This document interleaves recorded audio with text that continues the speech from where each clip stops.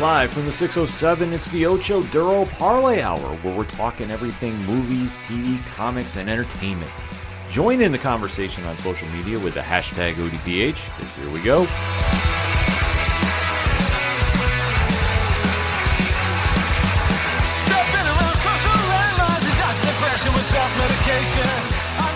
Welcome to an all-new edition of the ODPH podcast, better known as the Ocho Duro Parlay Hour.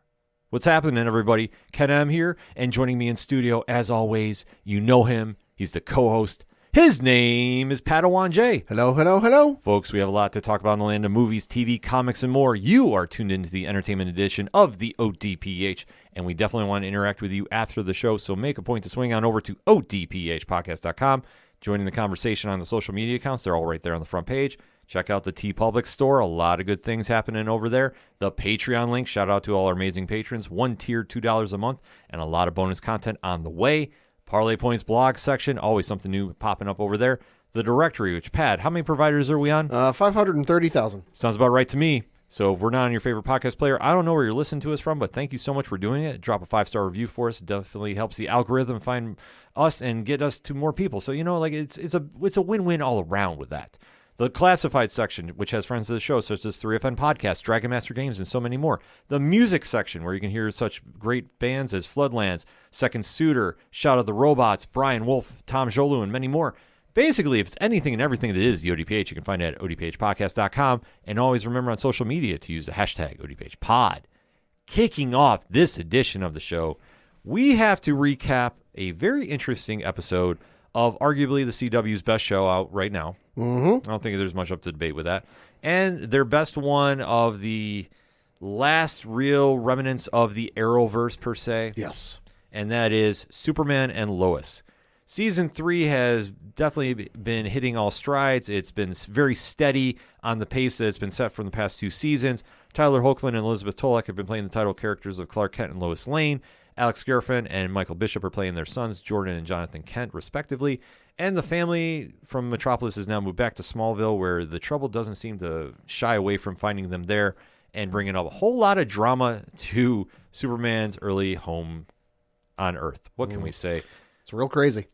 It's been real crazy. This season definitely has been going into a lot of different directions and focusing on different characters throughout, because the one situation that they're having is they do have a very big cast. So what we're going to be doing is talking about the latest episode entitled Forever and Always, episode 7 of season 3. So if you're new to the ODPH, first and foremost, thank you for checking us out. What we like to do is a spoiler-free statement about the episode. So if you haven't seen it yet and you want to check it out, perfect. We're going to let you know our thoughts, and then you can go pause the episode right here. Pad puts the liner notes of where to jump out if you need to. And then when you see the episode, pop right back in where you left off, because after we give you a countdown, because we like to make sure we do everything in our power to make sure we don't ruin anything for you. After that countdown happens, we go into full deep dive of spoilers. So you have been forewarned here and right now.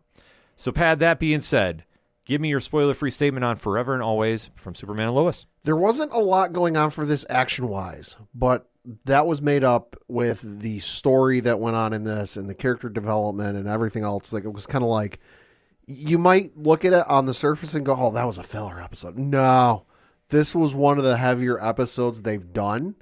And it left me at the end of it just kind of sitting there, you know, letting the breath out of my lungs going, fuck, like this was crazy and this was heavy. Fantastic episode, though. Yes, this one was one of the more dramatic episodes of the series thus far. And I think between all 3 seasons, they do an episode like this pretty much at least once per season, where you get this really emotional deep dive into characters. And this one really gave some gravity to a few characters that needed that extra layer added to them to really stand out and really push this story to the forefront. So I love what they did here. I do agree with it. On the surface, it did appear as filler, but by the time we got to the end, oh man, did we ever get some explaining going on. And a theory that I've had for one character was proven right. So we'll definitely have to talk about that. But it's definitely a solid episode and definitely continues the winning streak this show has done since the return for season 3. That said, in 3, 2, One, it's spoiler time, Pat. Talk to me. This episode was fantastic. I mean, like I said, there wasn't a whole lot action-wise going on. I think the only action sequence that went on was Jordan flying away from the Fortress of Solitude and then Clark taking off from the hospital beforehand. There was no fighting. There was no, like, superpowers used other than flight for, like, 2 blinks of an eye. Yeah. You know, but and on the surface, like I said, you would look at this and go, "Oh, this is a filler episode. There isn't that bombastic fight sequence that you expect with every episode.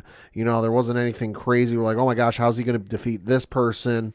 It didn't need it though, because when you look at the story and what happened and just what they were dealing with, and kind of a lot of secrets and unresolved issues coming to the surface that we should have seen coming and have been bubbling underneath the surface for quite some time.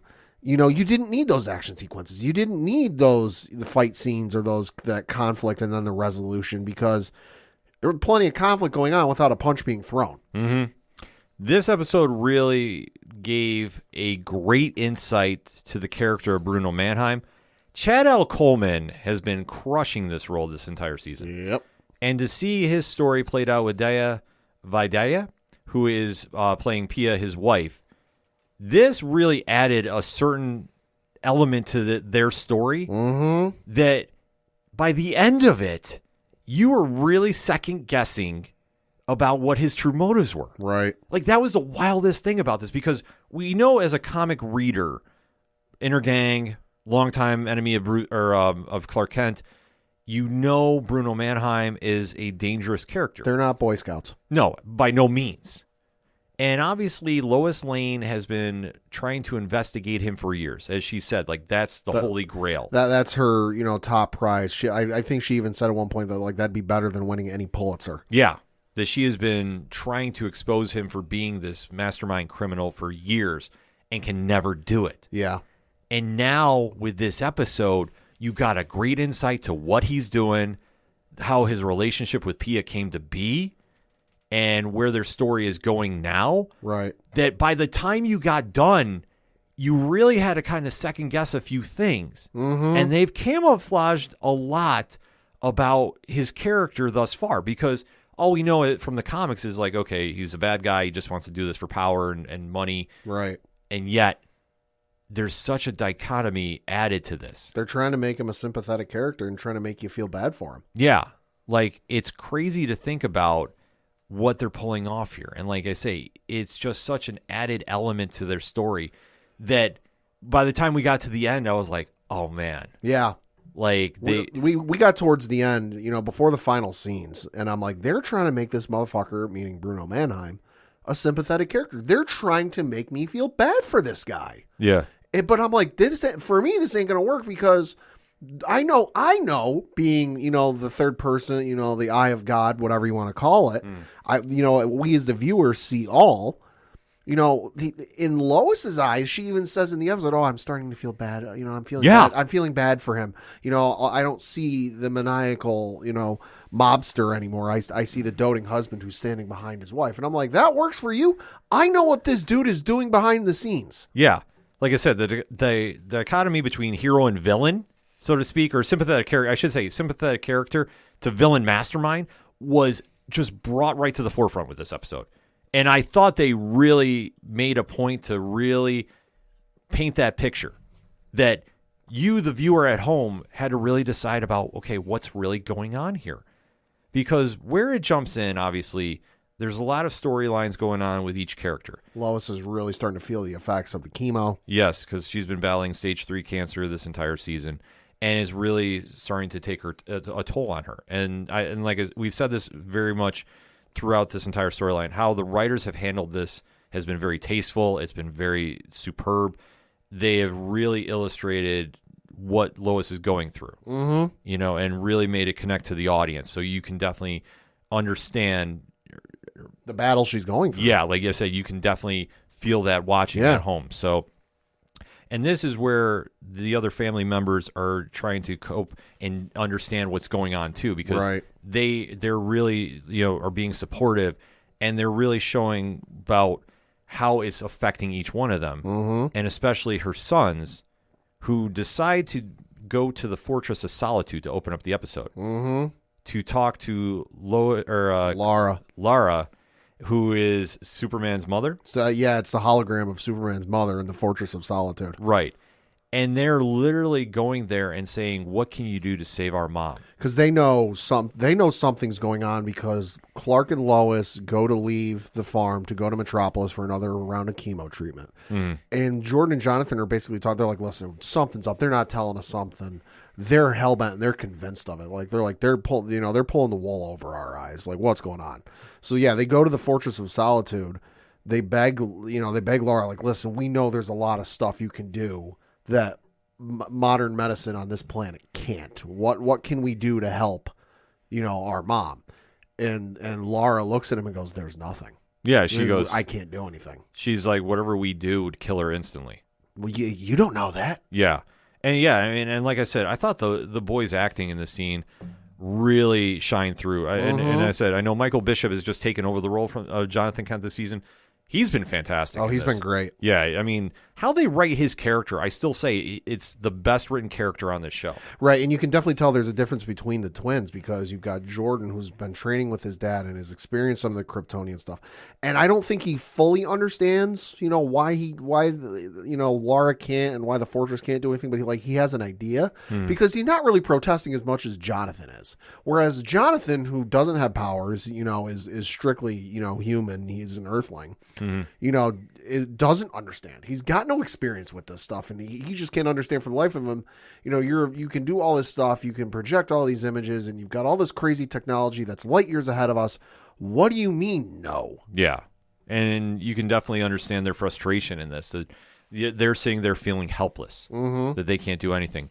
Clark does appear at the Fortress and is going like, "What are you guys doing here?" Right. And they basically say, you guys have been holding stuff back. We want to do something. We can't sit here and just not do anything. And Clark is saying, "Listen, we're doing all we can. This is not going to work out. We have to, just support, Lois in their battle." Yeah. So they wind up flying back, home via Clark saying, "You guys are out of here. You get no choice in the matter. Right. Leave." So when they go home, they find Lois's will. Right. Jonathan is still hellbent and convinced. Like, Jordan's ready to accept it at face value. Like, listen, it is what it is. We just have to accept it and move on. And Jonathan's like, "Nah, fuck that. Like, they're hiding something. We got to find what it is." So they go into Lois's office or desk or whatever it is and start rummaging through her files. And that's when they open up a folder book thing, whatever it is. And they see the last will and testament, and then they start seeing some letters. Yeah. So, which again, we know what it's about because a couple episodes ago we heard Clark and Lois talking about this. They're like, "Hey, this is a just in case things go south." Yeah. They don't know this, right? And that's an emotional scene. It was a very powerful one too, because I mean, if you're seeing your parent write out their last will and testament, and finding that, and just the emotional shock that is, Like I said, I thought the scene, they played it out perfectly. Yeah. And obviously that carries through a little later in the show. Because then we now shift to Hobbs Bay. Now, this is the facility that Lois is getting her treatment for her cancer at. And she has now made friends with Pia, who she does not know is Bruno's wife. But again, we, the viewer, learned at the end of the last episode. Right. So Lois is still trying to dig a little deeper into Bruno Mannheim. Right. She knows that Pia's been there for quite a while. I think it's even brought up that she's been there since Bruno Mannheim took over the facility. And she's like, "Oh, you've been here for so long. You must have run into him at some point." And she's like, "Yeah, you know what? He passed by one time, but it really wasn't that big a deal." "Oh, come on. All the times you've been here, you've never had a conversation with him?" And she's like, she really doesn't want to talk about it. Yeah. Because she's taking every easy out to not necessarily divert the conversation, but she's like, wanting to cut it off at the legs, so to speak. Because, "Oh, you must have run into him at some point." "No, you know what? He might have passed by, but we really didn't have a conversation." "Oh, surely you've said something to him because, he's an important figure in this hospital." Listen, it's a big hospital. He can't be everywhere at once.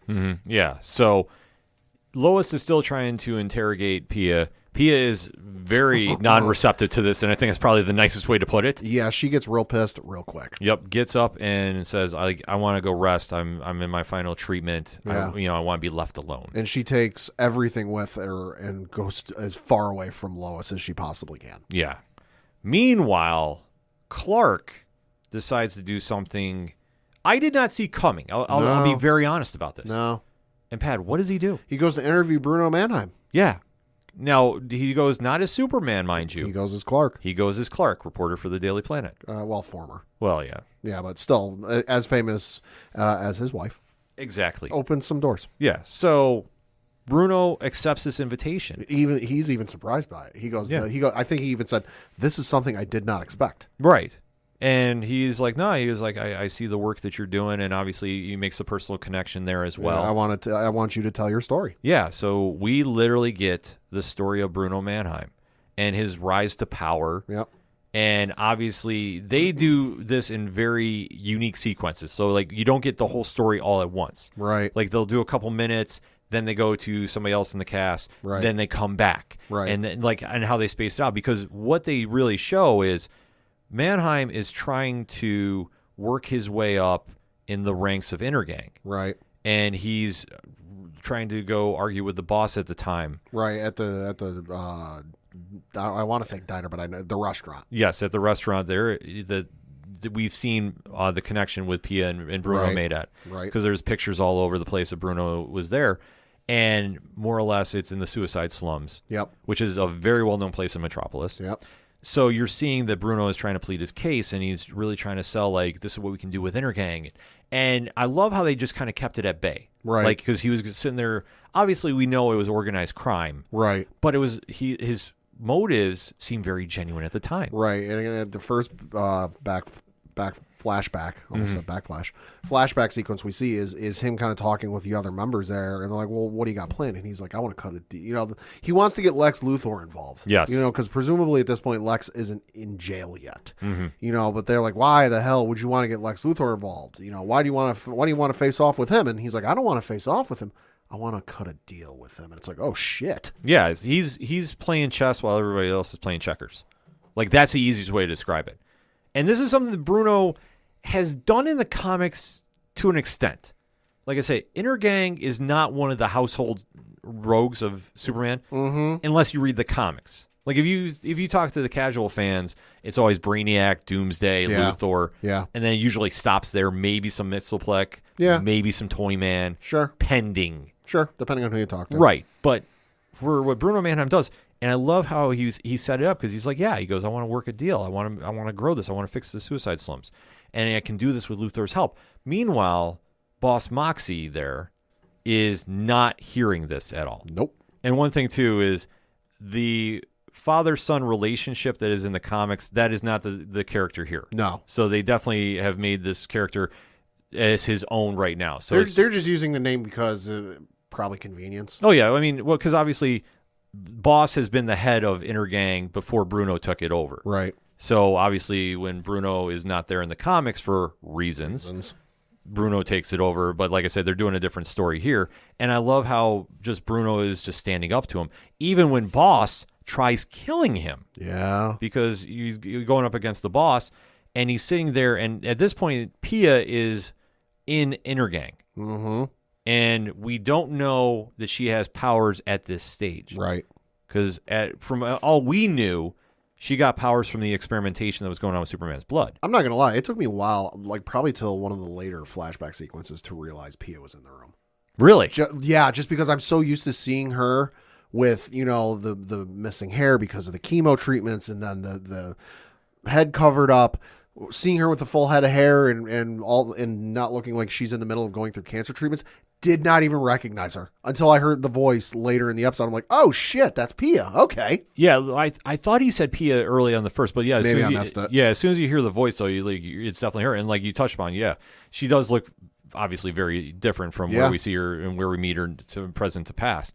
But when they have the standoff, they have Bruno surrounded. Mm-hmm. They're trying to make Bruno an offer he can't refuse. Yeah, because Moxie is just not hearing this, and he's literally saying like, "No, this isn't going to work." He doesn't want to sleep with the fishes. Yeah, He's basically saying, he's like, Bruno, you're not going to deal with anybody because we're not going to work with Luther, and I see you're trying to pull a double cross.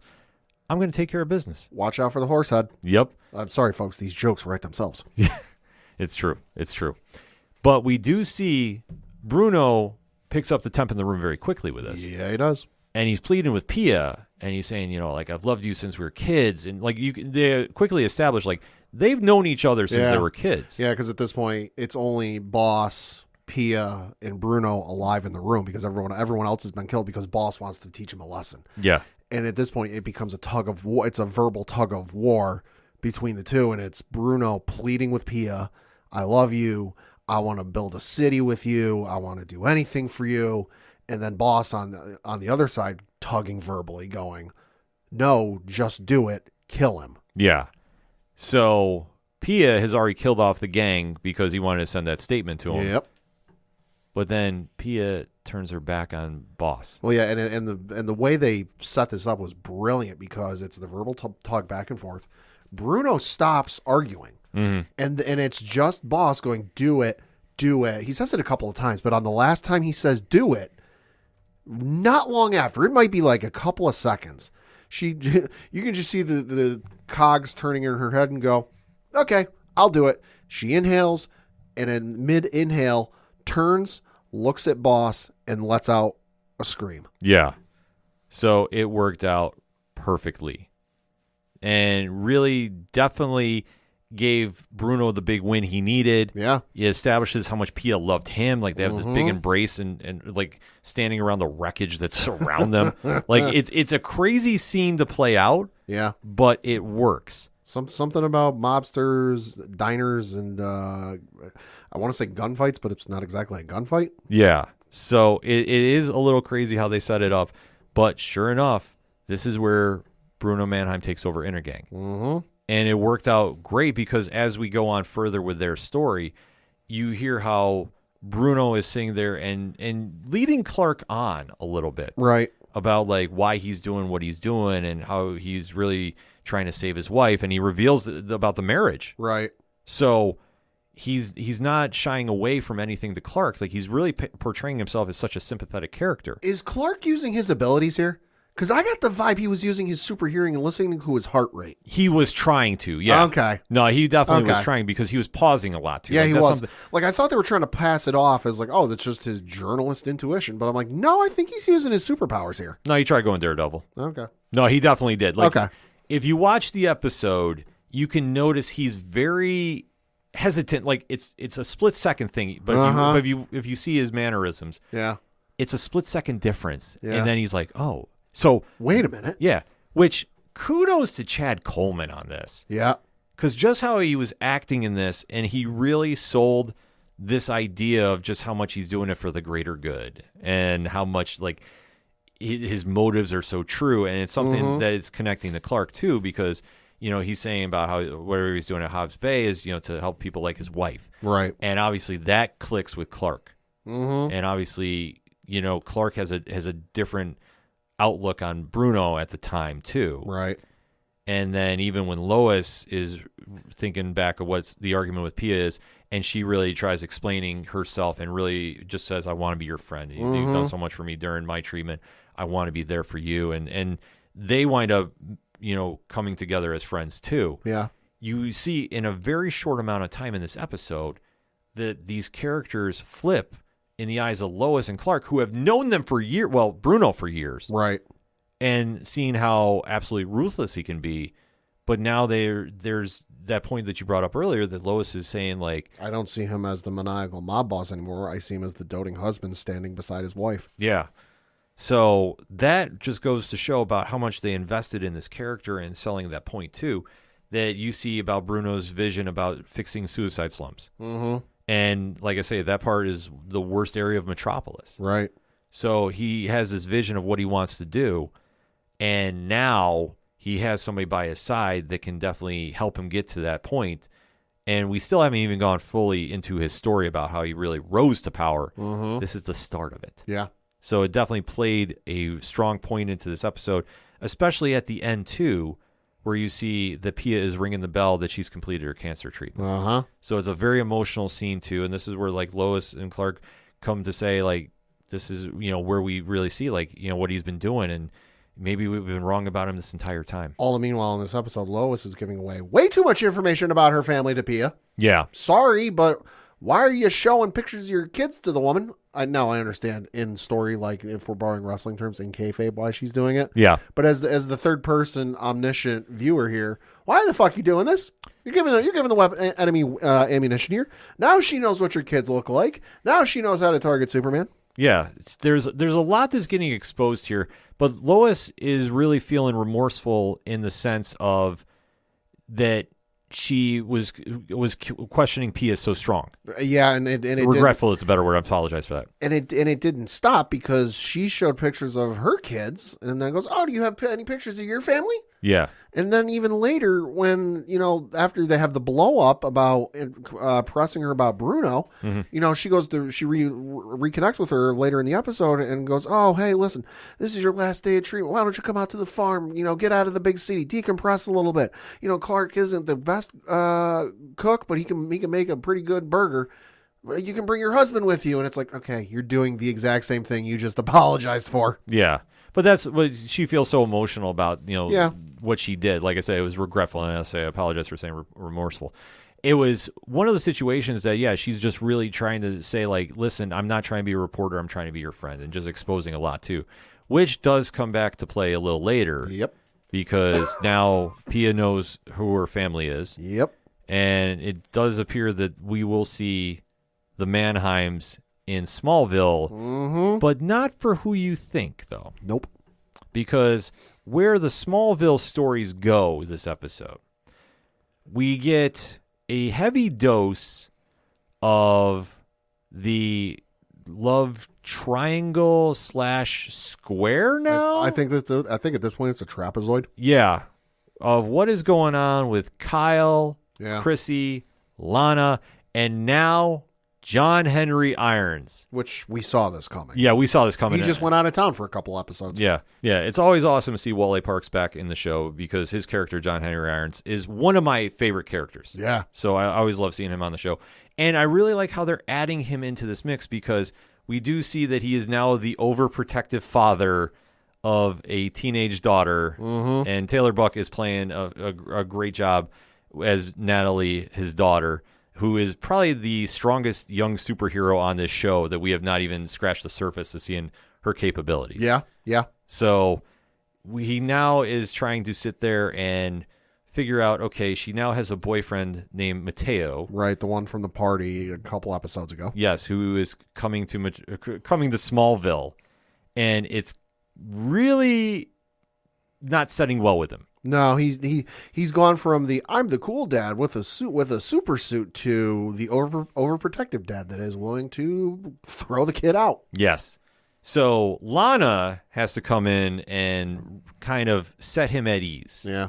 So, and Amanda Corky does such a phenomenal job in her role too as Lana, and you see like they're bonding, and we obviously know that is going to be something happening. So. For as much as she's bitching and moaning about her ex-husband and Chrissy getting together, look in the mirror there, Lana. You're doing the same thing. Yeah, you just don't realize it yet. No, she doesn't realize it yet, but it's definitely happening, and especially how she's seeing this, and it's really been a distraction to her because she's now seeing that Chrissy is growing in her role, so to speak, as the new girlfriend. Right. Even though there's an awkward scene, I guess if I have to critique something on this show. Okay. The scene where Chrissy is picking up takeout at the restaurant. Right. And Sarah is there with Lana. Yeah. And I don't know what it is this season. Uh-huh. Like, and it's nothing against Indy Navarrete, who plays Sarah. Okay. But is it just me, or is the writing about her just, she has to add in something so rude every time? Like over the top? It does feel like a lot of that, but I kind of chalk it up to teenage hormones. I mean... And growing up and being really angsty and really angry at everything as a teenager. It just seems like this season, and granted, like when it's her and Jordan, will they, won't they, I get annoyed easy. Yeah.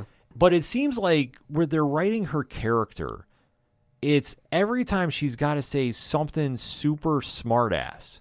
Like, Well, and it feels forced. You're not wrong, but I look at it from this perspective that she's been dealing with the issues with Jordan. Mm-hmm. You know, which okay, hey, we've said our piece about that, but from a story perspective, she's dealing with that. She's dealing with her parents getting divorced, and any I can't speak from experience, but I'm sure any kid who has been a part of a divorce between two parents, it's a very tough go of it. Sure. The first couple of years after it's all said and done. So we're still in the throes of that.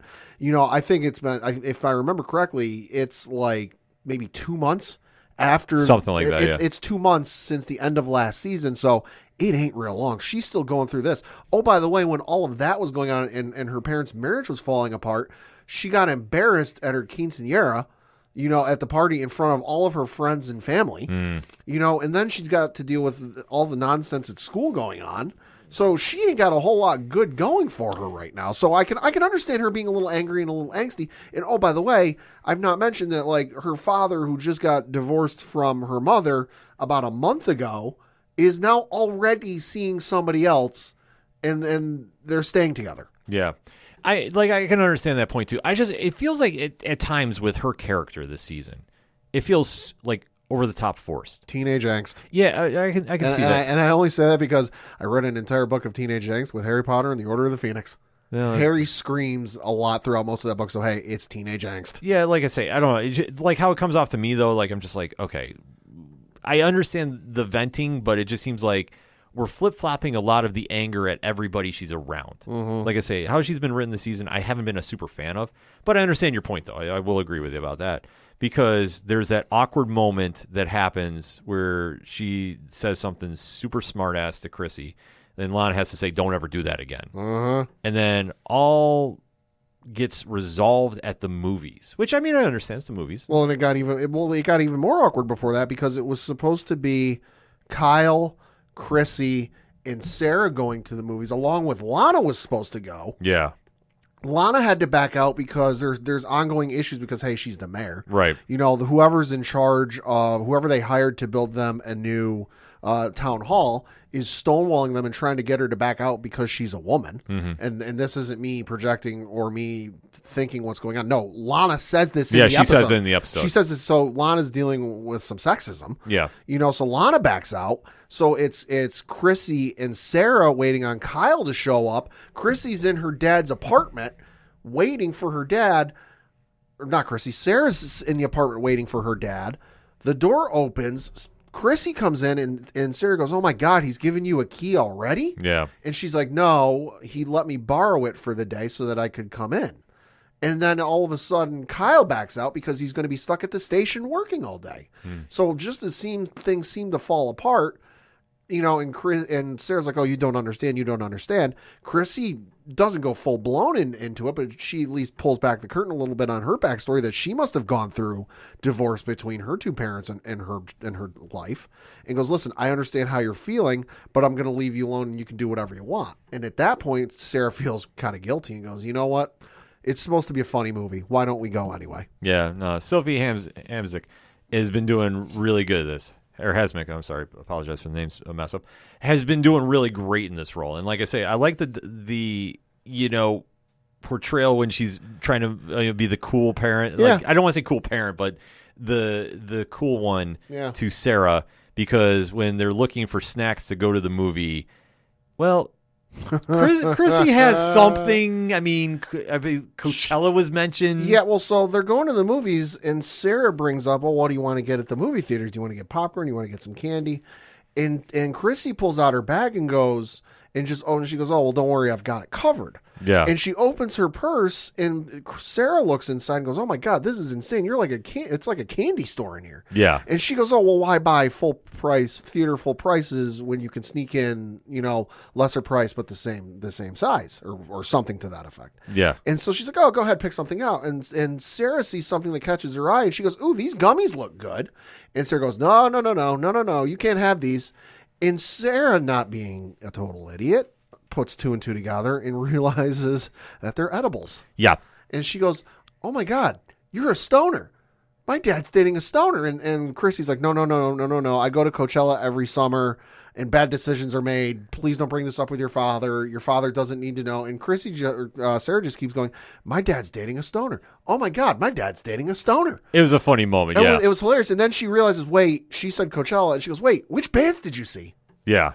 No, it's a funny scene. Like I say, it shows a little bonding experience, which Lana does see from the distance, but and she doesn't seem too happy with. But then that's why she meets up with John Henry Irons. Mm-hmm. Because at the same time, Mateo is in town, takes Natalie out for the movie. They have their first kiss, and obviously you see sparks flying of young love. So, I mean, but ultimately that's going to be short-lived as we get to the end of the episode. Yeah. Because where we tie everything off here, we see that the twins have, confronted the parents about what's happened. The parents admit, okay, yeah, we've been hiding stuff from you, but you said no more secrets. Yeah, we know that we're going to show you some more secrets. Yeah, I mean, the Kent family has always had that dynamic between them. Yeah. That they're really trying to do the right thing, and sometimes it doesn't happen. But it reflects real life a lot. Although, hey, kudos to the writers for the low blows Jonathan was using on Clark. Yeah. Hope doesn't cure cancer. Fuck. Yeah. Oh. Like I said, the writing of his character. There were some Mike Tyson uppercuts in this episode from Jonathan. There was some jabs there because Jonathan is not open to hearing Clark try reasoning with him about this. And he's very committed that they can find a way to do this. Mm-hmm. And like I say, the lines that John was saying. Oh, fuck. Yeah, was like, oh, wow. Yeah. That's a low blow. But, I mean, they ultimately, come to a resolution. Like, we're going to support Lois and listen. She's not invincible. We're going to have to just stand by her side. Well, and ultimately they solve the whole why can't we use Kryptonian technology thing because Clark finally goes, listen, could it help her? Maybe. We don't know. But ultimately it's not fair for us to use that technology on her and not give it to the world to use. And using Kryptonian technology in this world for everybody to use is not the safest thing. Yeah. So there is that resolution there. And then we do get a quick resolution, too, with Lana and Sarah having a bonding moment. Yep. Where Lana is, accepting what's going on, but still trying to be on a good pace with Sarah, letting off some fireworks was something Lana used to do as a child. Yep. And it really kind of ends the episode in a very, calm fashion until we get to the finale where Mateo is talking to Pia, and we don't see him right away, but as soon as he comes in the camera shot, you now know that it's the slow reveal too. It's the slow reveal, which I called way back when. I said because Pia and Mannheim are talking, about what they're going to do and how they're going to handle things, and they hear the door open or the door close, whatever it is, and they go, "Oh, hi, son," and you just see the camera cut from the two of them to the hallway, to the doorway or door frame or whatever it is. And you just see the slow reveal out of darkness that their son is Mateo. Yeah. Brilliant framing. Yeah, so now they're planning on having a dinner. Because she's the one. Yeah, because she's the one. And now they're setting up where they're going to meet John Henry Irons, who in this timeline, Bruno Mannheim killed. Yep. Awkward. Yeah, next week's episode is titled, Guess Who's Coming to Dinner? Yeah, so no, we're not going to wait long. We're not going to wait long. I love that they're just going to go right into this because we're almost at that mid-season break point. Right. And then we know that Lex Luthor is coming to the show. Right, and we should note with the writer's strike going on that this season is filmed and done. Yes. So the writer's strike that's currently going on in Hollywood will not affect the show in any way, shape, or form. Yeah, we stand with the WGA too, by the way. Yes. So just putting that out there, Pad, to wrap this up, final thoughts on the episode. Fantastic episode. Like I said, there was not a lot of physical confrontation, but there was a lot of verbal confrontation, and one of the heavier episodes, but it was a fantastic episode. Fully agree. I thought they really showcased the Mannheims, and you really got a true understanding about his character. And it's always something with villains, too, when they're not pure evil. Like there's something to their motivations that just translate and you can empathize with a little bit, unlike what they do with their actions. I thought the acting was spot on with this. I thought the writing was very, very good dealing with Lois's situation. Jonathan Kent, I still say, is the best written character on the show. And even the Mannheims and the big reveal at the end, it's going to be a very, very long wait for the next episode. Like I say, 6 days is not going to be enough, but I can't wait to see how it all plays out after this episode. But let us know what you think. Hit us up on that hashtag ODPH pod. What is your thoughts about the latest episode of Superman and Lois? We can't wait to hear about this. So we're going to take a quick break. We'll be right back. Together, we can make a difference. That's been the sign off for everything Livestream for the Cure related ever since the event began back in 2017. Hello everyone, my name is Nick and I am the host of the Livestream for the Cure, an annual charity event to raise money for the Cancer Research Institute for immunotherapy research for a world immune to cancer. And over the past 6 years, we've made that difference together. Amazing listeners, amazing viewers, amazing podcast partners and content creators all coming together, and we've raised over $70,000. But this year, we're going to make our biggest difference to date, and we're going to raise $25,000 for the Cancer Research Institute. Tune into the event at twitch.tv/livestreamforthecure starting May 18th, as we're joined again by podcast partners and content creators from around the world to help the Cancer Research Institute crush cancer. Together, we will make a difference. Coming back for another segment on this edition of the ODPH podcast, and we're staying in the Arrowverse. Yeah. And note how we worded that, because there was a special episode of The Flash this week. And I know we haven't talked about the last season, and I mean, I've fallen behind, I'll be honest. There's been reasons for it, and I gotta admit, for going into the final lap, so to speak, the Grant Gustin led show is really spitting and sputtering. Yeah, like it's a struggle to get to the finish line, in my opinion. I'm sorry, in comparison to final seasons of previous shows, it's really just missing the mark for me. And I'm going to be watching the last episode because obviously this show has played a very big part of my fandom for quite some time. At one point, it was literally the best show on the CW. Yeah. Superman and Lois has taken that crown from them right now, and I don't see them letting go anytime soon, even breaking the Season 3 curse, which we've always said has been something with the DC CW shows. However, though, this past week was one that caught my attention, and one that, if you've been a long-time Arrowverse fan, it should have caught yours too.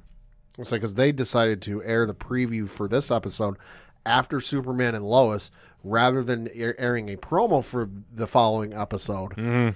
You know, so they decided to promote this episode of The Flash rather than the Superman and Lois's own promo. Yes. Which tells you how big it was. Exactly.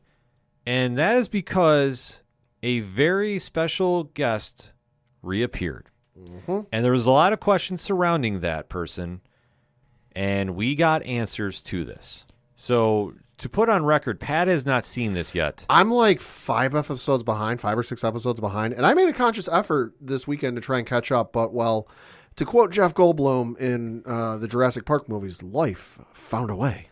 Yes, but he has allowed me to talk about this, because there is quite a few things I got to say about this episode, so let me give my spoiler-free statement on It's My Party and I'll Die If I Want to. It's my party and I'll die if I want to.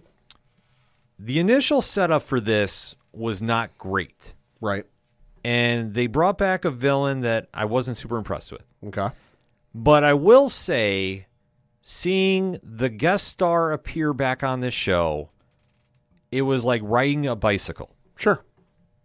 The chemistry between Grant Gustin and that actor really made me remember why I was such a big Arrowverse fan.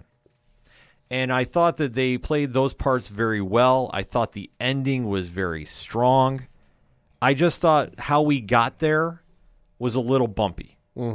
But it makes sense by the time you get to that resolution. Because once the final moments hit, like they tie up a lot that I was still questioning after that show ended. So let me put it in perspective with that. But it's well worth the watch if you are a fan of Arrow, if you're a fan of The Flash, because it just showed me there's, pun intended, flashes of brilliance they can sprinkle in this show with only 4 more episodes left, I believe. Something like that. So that being said, let's get into spoiler talk about The Flash with guest star Stephen Amell in 3, 2, 1. Okay. I loved how they brought back a lot of familiar faces for this, not just Stephen Amell. Keon Lonsdale, who plays Wally West, He's back on the show. And obviously, David Ramsey, who plays John Diggle, he was back on the show. So we had a lot of the familiar faces of the Arrowverse that, when it was in its glory days, really, were great characters to follow. Mm-hmm. But how they start this off is there's a surprise birthday for Barry. And Wally and John are there. And Wally is like... I didn't like how he was written because apparently he's gotten to like his spiritual side, so to speak. I've never, for as great as the character is in the comics, although it depends on who's writing him, Mm-hmm. I've never liked Wally on the shows. It doesn't matter what show it's on. I've never liked it. See, I didn't mind him when he debuted on the show. Yeah. I thought he's been fine. But like how he came back, he's like one in touch with the energies and the earth. That's how he was the last time. Yeah, that's what I say. But it was like, it just seemed like it was amplified. Yeah. Like he was like just... Like I say, it was almost like the spiritual thing. Like it was just kind of like in touch with the earth tones and the crystals. Yeah, and the crystals and the vibes and all that. Yeah. So it was like he's explaining that he's been trying to cross into other timelines, which I'm just like, really? You haven't paid attention enough. What happens when Barry does that? Yeah. How does that work? Because he's realized, well, there's other timelines. So Hello, Flashpoint. There's other me's, and what happens when we cross paths? And I'm just sitting there going like, oh no, we're not going down this road, please. Like, we're gonna have Flashpoint with Wally West as the catalyst. Yeah. Just because, like, we don't need to keep doing this for the show. It's a tried and true, writing method with this writing team for the Flash. Inevitably, there is a speedster who's gonna run through the timeline and fuck shit up. Yes. So while everybody's having this party, we do see that everybody starts like falling unconscious, because they've been drinking some of the champagne, except for Chester, who's played by Brandon McKnight. Okay. And we find out that there's one person behind all this, and that's Ramsey Rosso, the villain known as Bloodwork. Oh, yeah. Played by Sendel Rafamuthi. Okay. I apologize if I butchered the name. So we see him back. Now, when Bloodwork was here the last time, I was very vocal on the show, like, it's an interesting villain, but it's not one that can go through an entire season. Right. It's kind of like a filler villain. Yeah. And Ramamurthy was very good in the role that he was in, but the villain itself is like, right. If we're talking comic terms, it's a between arcs villain. Yeah. Like you're using him to set up the next arc in your comic book story. Right. Because like his powers is, basically he's trying to find a way for like immortality. Sure. Because he has a very weird genetic disease. So he's doing this, and once he takes everybody out, he's going after Barry. Mm-hmm. And he is trying to use Wally to get to him. Mm-hmm. Because what he's thinking is he can use his powers and he can take over other worlds and create this like immortality going on with his powers. Because like I say, they're kind of weird because they remind me a little bit like Venom and just like the symbiotic things, but it's how it comes off is just weird. And like I say, he's got this grudge against Barry, and he ultimately takes over Wally. So he gets into this confrontation, and it almost looks like a horror film where you see like Wally's almost like, fermenting at the mouth. So yeah. His eyes are like a different color. Yeah. And they're sitting there, and he has like the standoff, and then they do the vibrating hand thing. Yeah. Into Barry. Like he's gonna kill him, like we've seen Reverse Flash do. Yeah. Yeah. So that winds up sending Barry into the afterlife. So he's dead. Okay. And it's like, what are we doing here? Like, bold strategy, Cotton. See how it plays out for him. Yeah. So it's kind of crazy how this is all playing out, and especially we have Bloodwork is now controlling people's, via their blood. Right. And now he's getting a big plan set up because he has a very big ally with Wally West. Mm-hmm. So the Flash is now in the afterlife, and sure enough, he runs into one Oliver Queen. Because, of course. Yes, because, well, technically he's the Spectre. Right. But since there's something, and I like how they explain this. Mm-hmm. If there's a multiverse event that is too catastrophic, to kind of spell it out, it allows Oliver to come back. Okay. And he doesn't need exactly to be the Spectre. Okay. Which is kind of weird. Yeah, reasons. Yeah, but like I say, I allowed it because like at least they explained it. He's like, I can cross over due to the events that are playing out if I need to. We've only got like 4 more episodes. You only have to suspend disbelief for so much longer. Right. So we see how this goes, and we see that Oliver and Barry just pick right up where they left off. Like I said, Stephen Amell and Grant Gustin had played these roles for so long. There's a bromance there, man. Exactly. And I loved we went back to this because they're spelling it out. You really see about how much they missed each other, and especially like Barry didn't really have a true final goodbye, like per se. Sure, he did. I've seen the photo online. I've seen the meme. Oh yeah, the meme. I've seen the meme. Don't lie to me. Oh, him at the gravesite. Don't lie to me. They're Barry Allen. I've seen your goodbye to Oliver Queen. Yeah. You kneeling in front of the grave with the peace sign. Yeah. So it's something that they're now, like having the resolution there. Yeah. No, I get it. And you see that when Oliver is like connecting with them about like what's happened, and they find a way to somehow bring Barry back to life, but this is where Oliver comes back with him. Right. So it's kind of like this really interesting play that they do with the Spectre's powers. And like I say, due to the events that are happening, he's allowed to cross over for like a limited amount of time. Sure. So it's not like he can stay back and be amongst the living. It's like Goku in Dragon Ball Z during the Majin Buu saga. Like initially, he can only come back for so long. Yeah. Yeah, I get it. So it's something in that kind of instant that is happening. So they wind up coming back, and sure enough, Wally has opened up a portal into the multiverse. Of course he has. And you see that, Bloodwork is ready to shoot his powers into the multiverse. So let's find out what happens. So he can take over everything. So at this point, yeet. Yeah, we see Barry and Oliver show up. And, of course, Oliver finally goes back to the party. Yeah. Too beforehand, and I like that's going to confuse the shit out of some people. It was because I know where they were going with this, yeah, and it was a weird thing that I forgot about at first because how it came off was so awkward. Okay, in my opinion, that for Barry's birthday, Diggle presents him with Oliver's bow. Okay, like it was something you always wanted. He kind of spins it like this should be yours. And we're clearly emphasizing the fact that there will be no more Arrowverse after this because we're giving away the bow. Yeah, so like it's at the party. So I get the sentimentality of it. Yeah, which I mean it makes sense too. Yeah, but it's kind of weird how he gets it because all of a sudden okay, well you now telegraphed that he was coming back for this anyway. Yeah. So they do go to the battle. So I forgot to mention that he had that. Yeah. And we do see the Diggle comes down as Spartan to him. So there's this cool standoff and like I say, this action sequence that plays out, and it's like right back to Arrow. Sure. We've got random thugs coming after Oliver, and he's fighting them all off at once. Why? Reasons. Did not care, though.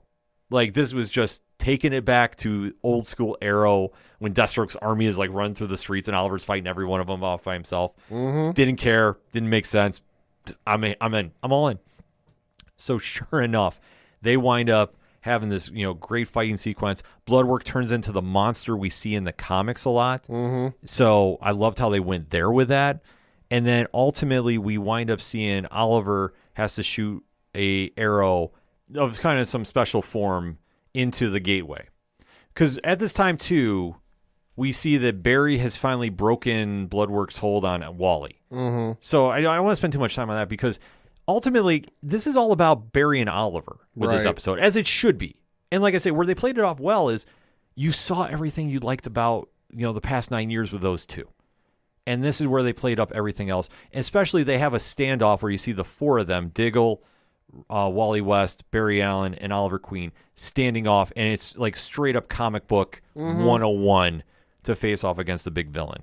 So like I say, they wind up, stopping the portal. They wind up taking out, what's his name? Bloodwork. Mm-hmm. And they've actually like depowered him. Oh, okay. Because like I say, Ollie had something on that arrow, if I'm not mistaken. Sure. Well, being the Spectre, that would make sense. Yeah. So they wind up doing this big thing where they can stop him, and they've now depowered him too. Mm-hmm. So Oliver winds up taking him out, and like I say, it's just something that the rest of his life, Russo, Bloodwork is human. Sure. So like that's the big punishment that you can do as a Spectre on him. So we get the final goodbye though, and this is where I thought this is the episode's strong suit. Okay. Like I said, this is the meat and potatoes of this.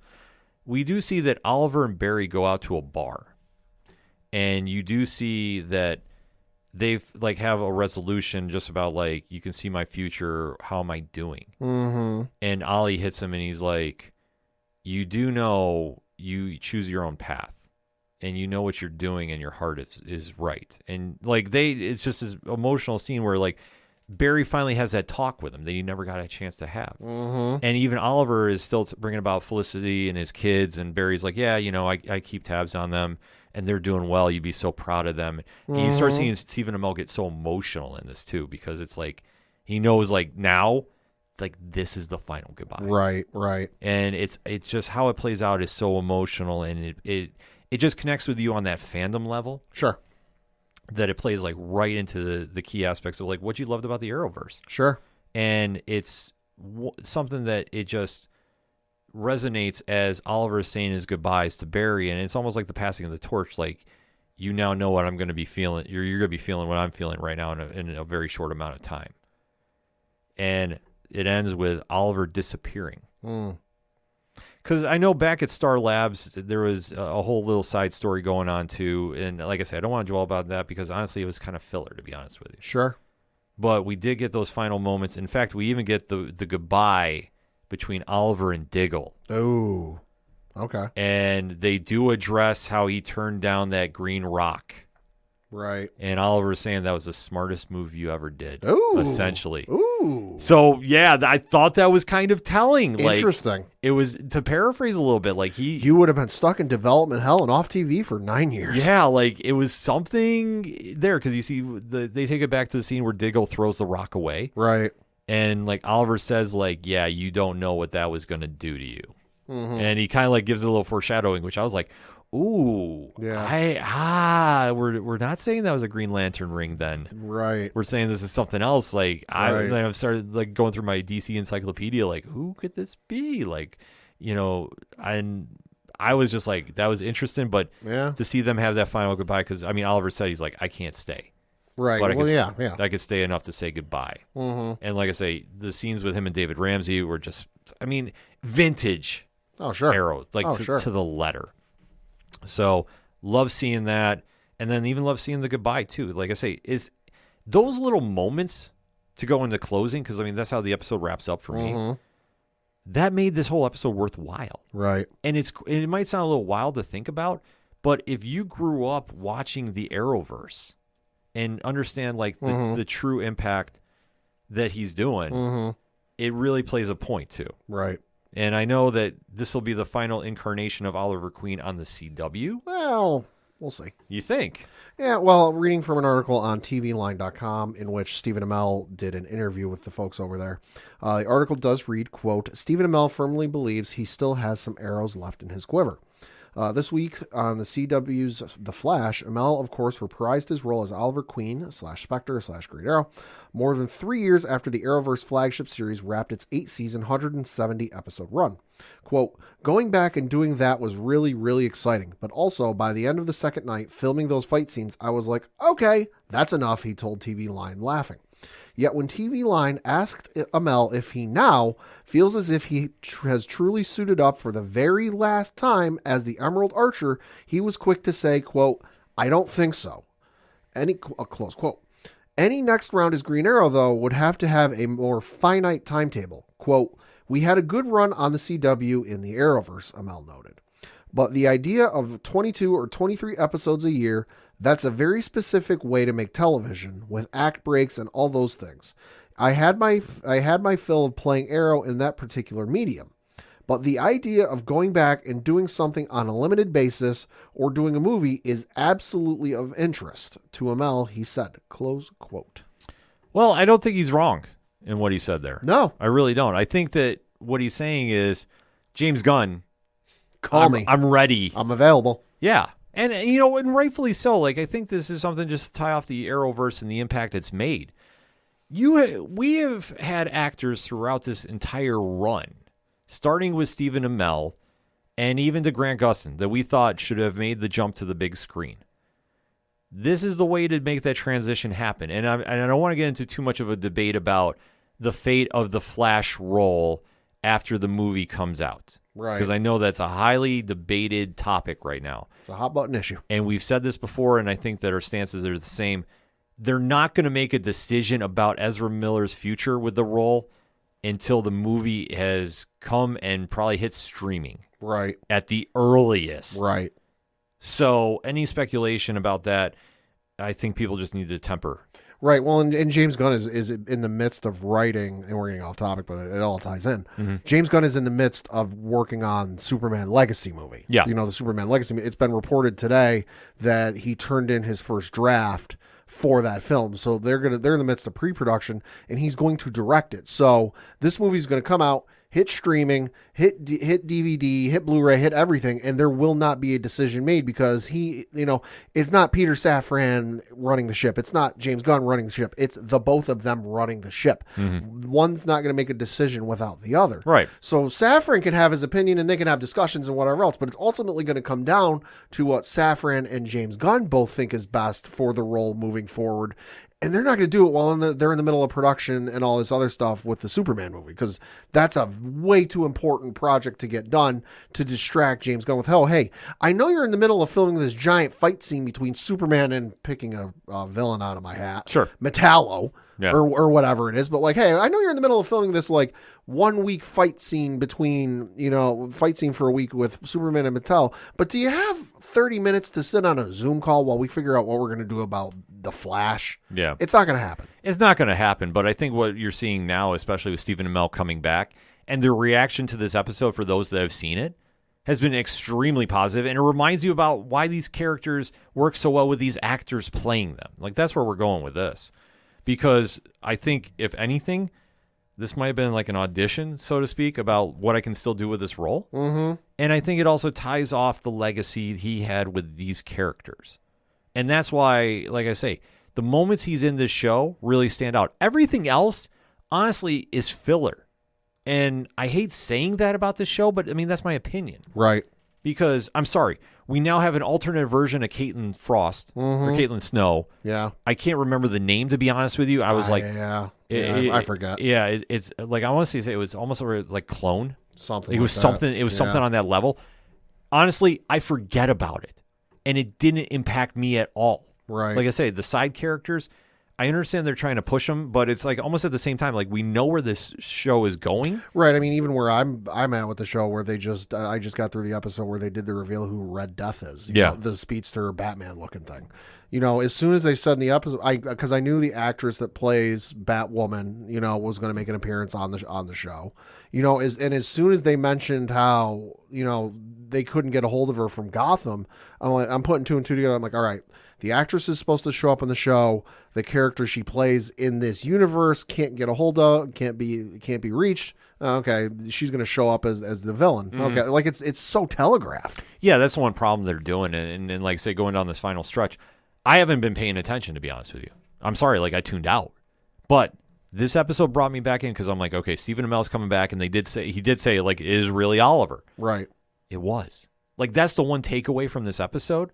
Is if you have ever loved Arrow as a show, and good Arrow season 2, this is the kind of vibe you see because it brings it right back to him and Barry, the 2/3 of the Trinity of the CW Arrowverse. I know the Supergirl wasn't there, but who knows? Maybe she'll make a quick appearance before it's all said and done. Yeah, I feel like they would have announced it by now, unless they want to hold off to the finale. Like I said, that's the only thing. Because otherwise, this could be the finale, and I'm done, and I'm happy. Right. The only thing though is that could get expensive, just because even with movies, the one I can think of is everyone, when the Harry Potter films were coming out, was upset they didn't do the funeral for Dumbledore. Spoiler alert, but it's however many years later, Dumbledore dies. Everyone was upset they didn't do the funeral scene. Well, because the thing a lot of people don't understand, and this is true for television too, that when you bring back these characters or these actors or actresses that have been previously in a movie or in a TV show, you're not paying them for just one scene. They have an appearance fee for being on the show, and whatever it is, no matter if they're in the show or in the movie for an hour or for half a second, they're getting their full appearance fee. Right. So, with Dumbledore's funeral, there was a lot of actors and actresses that had high appearance fees, and it's one scene. It would have been for a blink and you miss it type of thing. Do you really want to pay all that money for a blink and you miss it type of thing? I'm not saying Melissa Benoist is high on an appearance fee, but if they want to do like an Avengers Endgame reunion where everyone's there at the end and everyone's standing there, that might be a little too costly for the CW. It could be too costly. I could see her coming in for one episode though. Yeah. I would have booked this, if we're going to use wrestling terms. I would have booked this a little differently. Because I think Arrow being there, yeah, this is great. They could have honestly just left this as a series finale, and I would have been fine with it. But now we got more episodes going, and honestly, I'm just not invested in what's going on. Like, I'm going to tune into the final one because... like The Flash for me, just with this season, it's not been the worst thing I've ever seen, but like it's been better. It's not been Inhumans. Oh God, no, that's the benchmark. Yeah, that's the benchmark right now. We call it down the middle here, folks.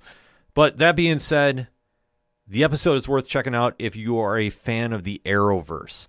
If you're not, and it's, like I say, if you're a fan of the current season, be a fan. Never going to tell you not to be. From what it sounds like, even if you were a fan of like Arrow and you haven't tuned into anything else, since Arrow ended, or you tuned out of Arrow before the end, maybe give it a watch just to give one more send off to Stephen Amell as Oliver Queen. It's great for nostalgia, and that's why I tuned in, and that's why I'm going to say to watch this episode. If you are an Arrow fan, a Stephen Amell fan, or if you want to remember the glory days of the Arrowverse, because this does bring back a lot of those emotions. And it's well worth the time if you're fully invested in that part of the DC television history. So that being said, hit us up on that hashtag ODPH pod. What do you think about Stephen Amell's return to The Flash as Oliver Queen? Let us know. We're going to take a quick break. We'll be right back. Hey all, I'm Frank. Join me and my friends as we talk about all things geek. Here at Geek Freaks Podcast, we go over the weekly news of everything in geekdom, from movies to TV, to video games, and comic books. We also have a growing YouTube community. Join us as we go over everything in your geek life and share in the love of geekdom.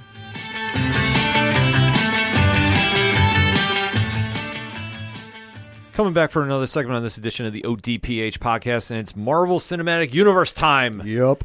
As we say goodbye to a franchise that really pulled off the impossible. Yes. I gotta say, as a longtime Marvel Comics fan, when I first heard that this property was going to be made into a movie, I was like, are you kidding me? How are they going to do this?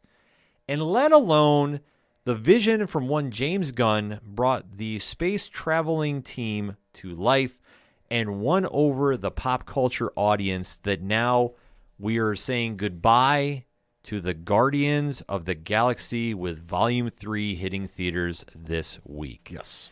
And the household names that have been Peter Quill, played by Chris Pratt, Gamora, played by Zoe Saldana, Drax, played by the one and only Dave Bautista, Groot, voiced by Family, otherwise known as Vin Diesel, Rocket, voiced by Bradley Cooper, and the plethora of characters who have jumped on board the ship that has sailed across the galaxy, bringing moviegoers to their feet with applause each and every time. Honestly, the drama that has been surrounding this film since James Gunn was removed from the project originally, then came back to finish off the trilogy, has been something that has kind of hovered over this film, and everybody has known that this is going to be the end of the franchise. Mm-hmm. So, Pad, we've talked about the trailers in the past. We do know that there is a lot of characters that are going to be debuting on here. Mm-hmm. The High Evolutionary, played by Chugwuki Awuji. Mm-hmm. I apologize if I messed the name there. Adam Warlock, played by Will Poulter, Mm-hmm. are going to be making their debuts in this film. And obviously, if you know who they are in the comics, it's a definite win for Cosmic Marvel to see them on screen. There's just a lot that's happening with this film that going in with this, I mean, what is your take on this? We've seen the trailers. Give me your vibe. What do you think of this film thus far? I mean, it's wild to think we're here at the end of the Guardians franchise, because I truly don't think we'll see another Guardians film after this is done, because it's so integral with James Gunn and just the writing he's done with it and just the presentation. I'm not saying we'll never see the characters again. Some of them we won't see again, because we ain't making it out of this movie with everyone coming out of there alive. Mm-hmm. Who, I don't know, go look at Vegas who you think is going to die. But, we're not coming out of here with 100% survival rate. But some of the characters who survive this, I imagine, will show up in later films, like, an Avengers movie or something when it warrants it. But this is going to be, this is kind of like when the sports team has their celebration and their championship parade. That like that's the last time you'll see that group of folks together as it stands. Mm-hmm. This is kind of like their championship parade. This is their, they've saved the galaxy twice, arguably 3 times if you want to count Endgame. Yeah. So this is their championship parade. This is the final time we'll see them together, and it's kind of wild to think of where we came from the first movie, where me, having not read the comics, went, who the fuck are the Guardians of the Galaxy? Mm-hmm. Who the fuck is the talking raccoon? Like, what are we doing to? It's a household name. Everyone knows who Groot is. There are 1,001 Groot Funko Pops. Yep. Which I think if you go back in time and tell anyone in like the 80s that in 30 years time, there's going to be a lot of collectible figures of the character Groot, a lot of folks are going to look at you and think you're nuts or on some sort of drug. Yeah. But the fact that here we are, it's a mega franchise. It's one of the staples of Marvel. Kudos to everyone behind the scenes, because it's not just a one-man show. It's not just any of the actors or actresses. It's not just James Gunn.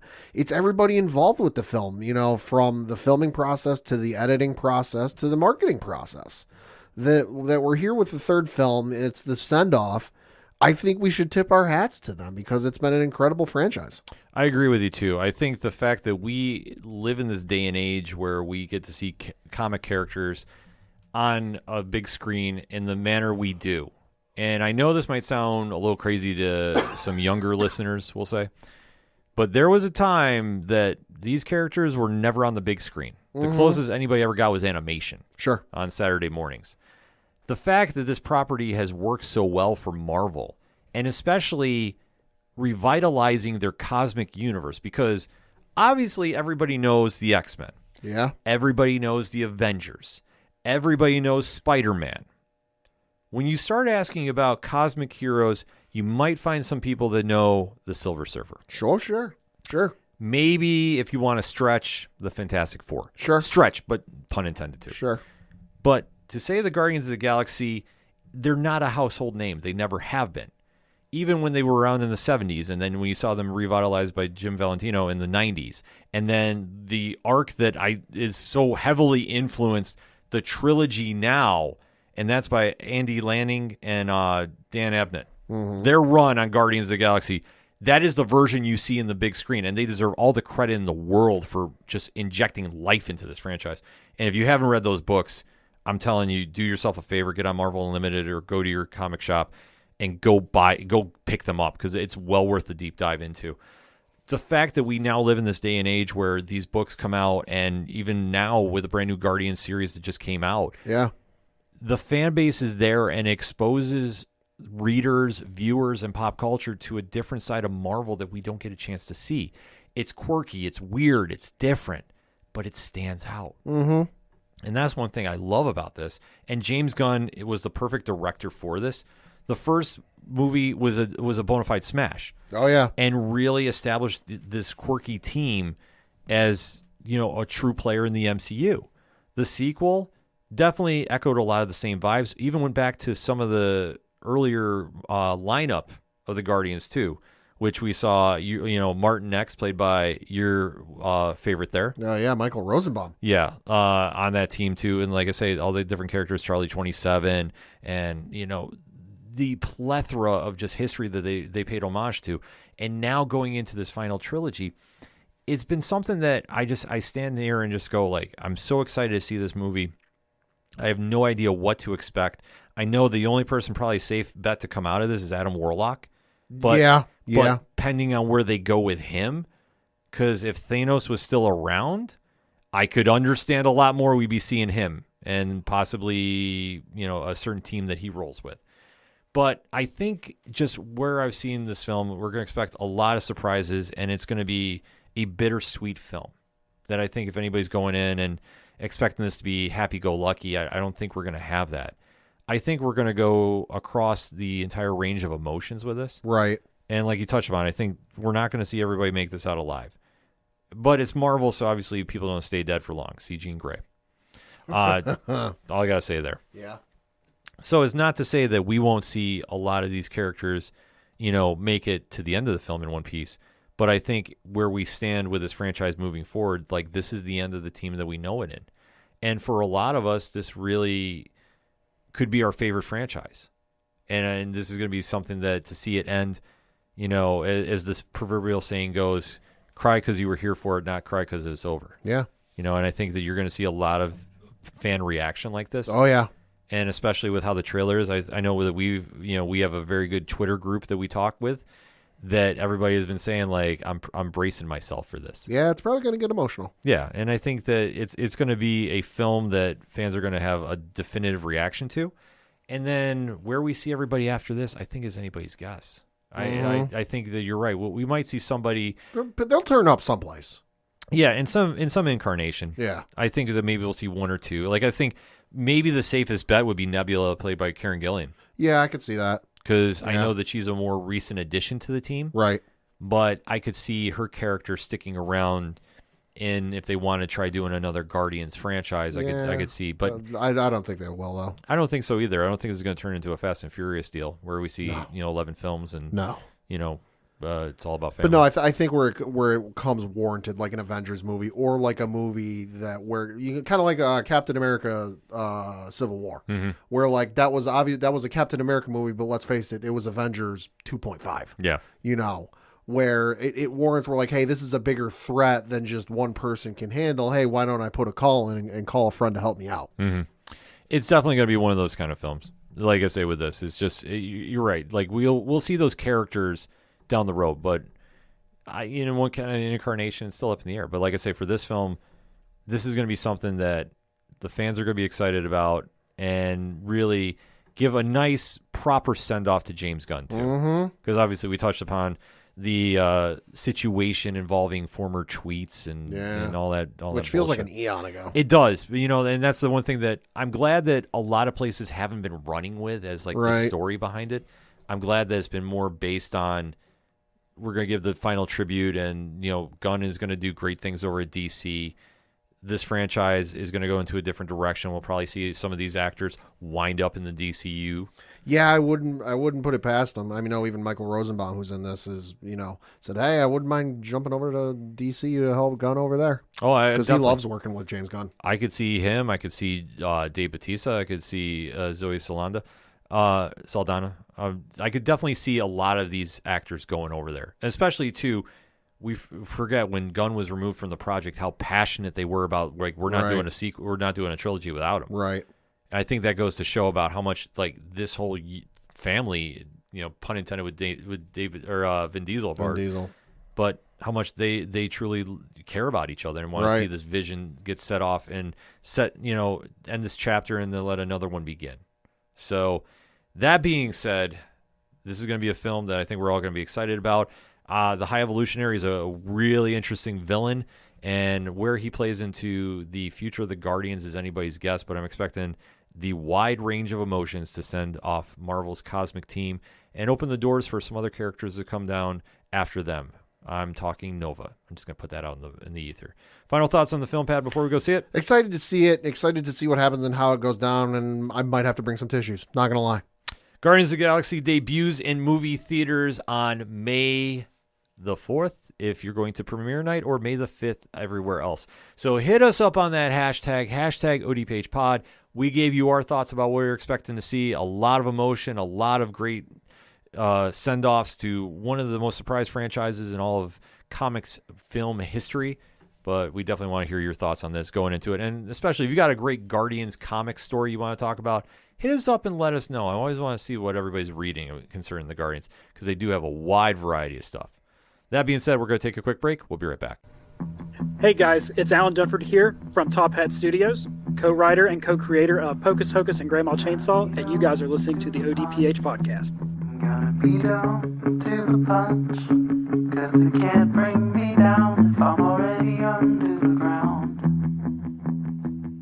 Coming back for the final segment on this edition of the ODPH podcast, Pad. What you got? Got a couple things to talk about. Most of them trailers, because holy shit, it's been a real good week for trailers. Yeah, like we almost did a whole segment on trailers, but we figured we'd just save it for the end here. Yeah. So the first one we got to talk about is the one that just dropped today, and probably the most highly anticipated of the bunch that have dropped, and that is the trailer for Dune Part 2, which is, of course, coming this year, November 3rd, to theaters. And good Lord, the cast on this one, because the trailer looks incredible. We did find out from this past week at CinemaCon over in, I think it was Las Vegas actually, that the film is going to pick up right where the first one left off, which means I need to do a rewatch because admittedly I saw it in theaters with my dad. Haven't gotten around to watching it because, well, again, to quote Jeff Goldblum, life found a way. Yeah. Got to rewatch it. You know, and I enjoyed the first one. Well, I'm not saying like, oh, I was blown away. Okay. Visually, I was blown away. Visually, it looked spectacular. The story was okay. It took a little bit to get going, but you know, I got to rewatch it because it's been a hot minute since I've seen the first one. I got to admit, I did not like the first film. I legit didn't. Like, visually impressive all day, every day.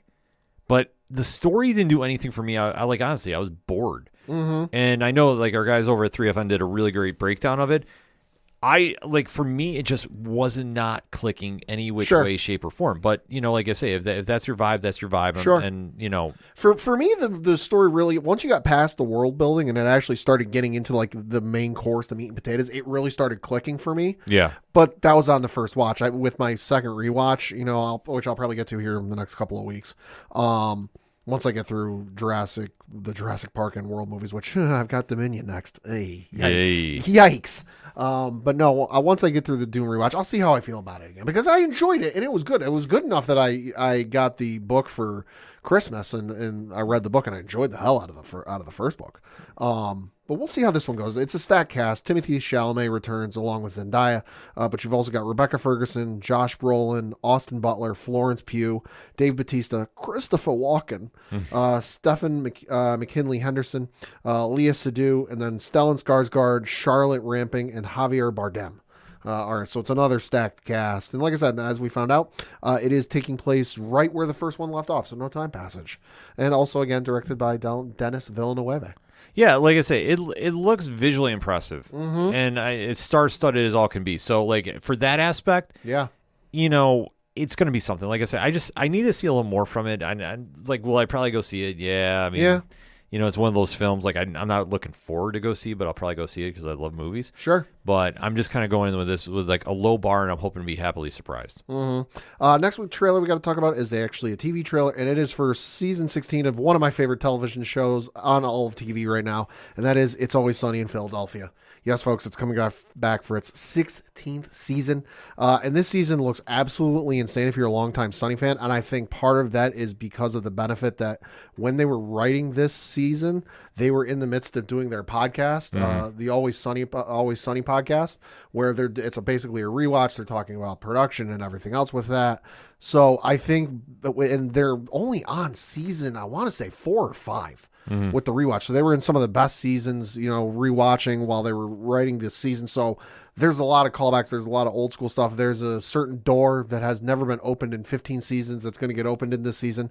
We're going to get 2 of the biggest guest stars in this show's history, that being Bryan Cranston and Aaron Paul. That's wild. Are going to be in this season, which I don't want. I know what their role is going to be in the show. I don't want to spoil it because I'll just say this: if you want to find out what their role is going to be in the show, it's out there. You can search for it. But if you don't want to know and you want to be surprised, because it's an absolutely hysterical premise. Highly recommend. So if you don't want to find out, wait for the episode to air because the new season is dropping on June 7th on FXX, and it's also going to be streaming on Hulu. Yeah, I mean, trailer looked dope. The trailer looks absolutely hysterical. Gotta say that. Next movie trailer we got to talk about is dropping again in November. Another November movie. It is November 17th, and that is the spin-off / prequel to the Hunger Games franchise. This is The Hunger Games: The Ballad of Songbird and Snakes. This one takes place decades before the original franchise. They don't really have a year or a certain timeline to give when it takes place, but where the original films, the original Hunger Games films take place, it's the 74th and then 75th Hunger Games. This book focuses around the 10th Hunger Games, and they take place every year. So, so this is 60 years prior to the Hunger Games books with Katniss and Peeta and all that. This movie looks really good. It's got Viola Davis in it, along with Peter Dinklage. It's starring Tom Blythe, Rachel Zegler, and then also Hunter Schafer, Josh Andres Rivera, Jason Schwartzman, and along with Viola Davis and Peter Dinklage, who I mentioned. And then the description of this is 64 years before Katniss Katniss Everdeen volunteered his tribute, and decades before Cornelius Snow became the tyrannical president of Panem. The Hunger Games: The Ballad of Songbirds and Snakes follows a young Cornelius, played by Tom Blythe, who is the last hope for his falling lineage, the once proud Snow family that has fallen from grace in a post-war capital. With his livelihood threatened, Snow is reluctantly assigned to mentor Lucy Gray Baird, played by Rachel Zegler, a tribute from the impoverished District 12. But after Lucy Gray's charm captivates the audience of Panem, Snow sees an opportunity to shift their fates. With everything he has worked for hanging in the balance, Snow unites with Lucy Gray to turn the odds in their favor. Battling his instincts for both good and evil, Snow sets out on a race against time to survive and reveal if he will ultimately become a songbird or a snake. Looks really good. You know, I'm a fan of the Hunger Games franchise. I hadn't read the books before I saw the first one. Saw the trailer for the first one. Said, hey, that looks kind of interesting. Asked my sister if she had read the books. She said, yeah. I said, hey, you want to go see the movie? She says, yeah, why don't we go see the movie? So I went and saw the first movie with my sister. Got hooked, read the books, loved all the books. They're fantastic reads if you're looking for something to read these days. And the movies are just as good, you know, with Jennifer Lawrence playing Katniss Everdeen. Last I knew, they were streaming on Peacock. I don't Google. If you go, handy tip, if you want to find where a movie's streaming, you can either Google the movie name and then streaming, and it'll give you a whole list, even where you can rent the movie from, or go to IMDb. IMDb will usually have where it's listed streaming as well. Definitely give that a recommendation. But the Ballad of Songbirds and Snakes looks real good. You know, Hunger Games is not my cup of tea. Sure. But I appreciate you know, like his fandom. I can respect it. It looks interesting. I'm not going to lie. Like, will I go see it? Probably not, because I'm just not into that fandom. Sure. But if you are, like, I think you got a lot to be excited about. Like, it looked very intriguing. But for me, like I said, not my cup of Java. Sure. And then the last trailer we got to talk about is the upcoming Transformers movie, Rise of the Beasts. Holy shit, this movie looks awesome. We got DMX rolling through the entire Rough Riders anthem, rolling through the entire trailer, which, fuck, give it to me. We found out when this movie is taking place. It's taking place in 1994. We also know it is in the Bumblebee movie universe, so it's not tied to the original franchise of things. We also found out who the villain of this movie is going to be. Unicron. Holy fuck. They're not pulling any punches with this one. This trailer looks awesome, and I'm not going to lie, this movie could be a sleeper of the summer because it's coming out June 9th, like I said. This could be a sleeper because I think a lot of people have fallen off with Transformers just because of the length of it and everything else. But hey, Michael Bay's not attached with this movie. Michael Bay's not directing this movie, so this could be good. Yeah. I'm excited. I'm going to go see it because it's Rise of the Beasts. It's some, not all, of the Maximals from the Beast Wars cartoon in the 90s, which I grew up with and is my favorite. Listen, no disrespect to the original Transformers. I respect it, and it has its place in history. But for me, I grew up on Beast Wars. It is my favorite franchise. So the fact I'm finally, after 25 years, getting to see them finally acknowledge Beast Wars outside of, hey, yeah, we ran a poll and Dinobot from Beast Wars is like one of the most popular Transformers in Transformer history. Yeah. You know, it's finally nice to see them acknowledge Beast Wars and give it its proper due. No, I have to agree. Like, I'm not a fan of the Michael Bay films. This looked dope. This looked really good. I'm actually excited to go see this film. Not gonna lie. And then last little bit of movie news. We got to wish a happy birthday, and that is today as we record. It is the 21st birthday of Spider-Man 1, starring Tobey Maguire and Kirsten Dunst. Get out. Yeah, releasing on May 3rd, 2002. You got any memories of seeing Spider-Man 1 in theaters? Yeah. Okay. No, legitimately, I am not gonna lie. I was really feeling a certain way because growing up, Spider-Man has always been my favorite hero. Sure. Always, like, to this day still.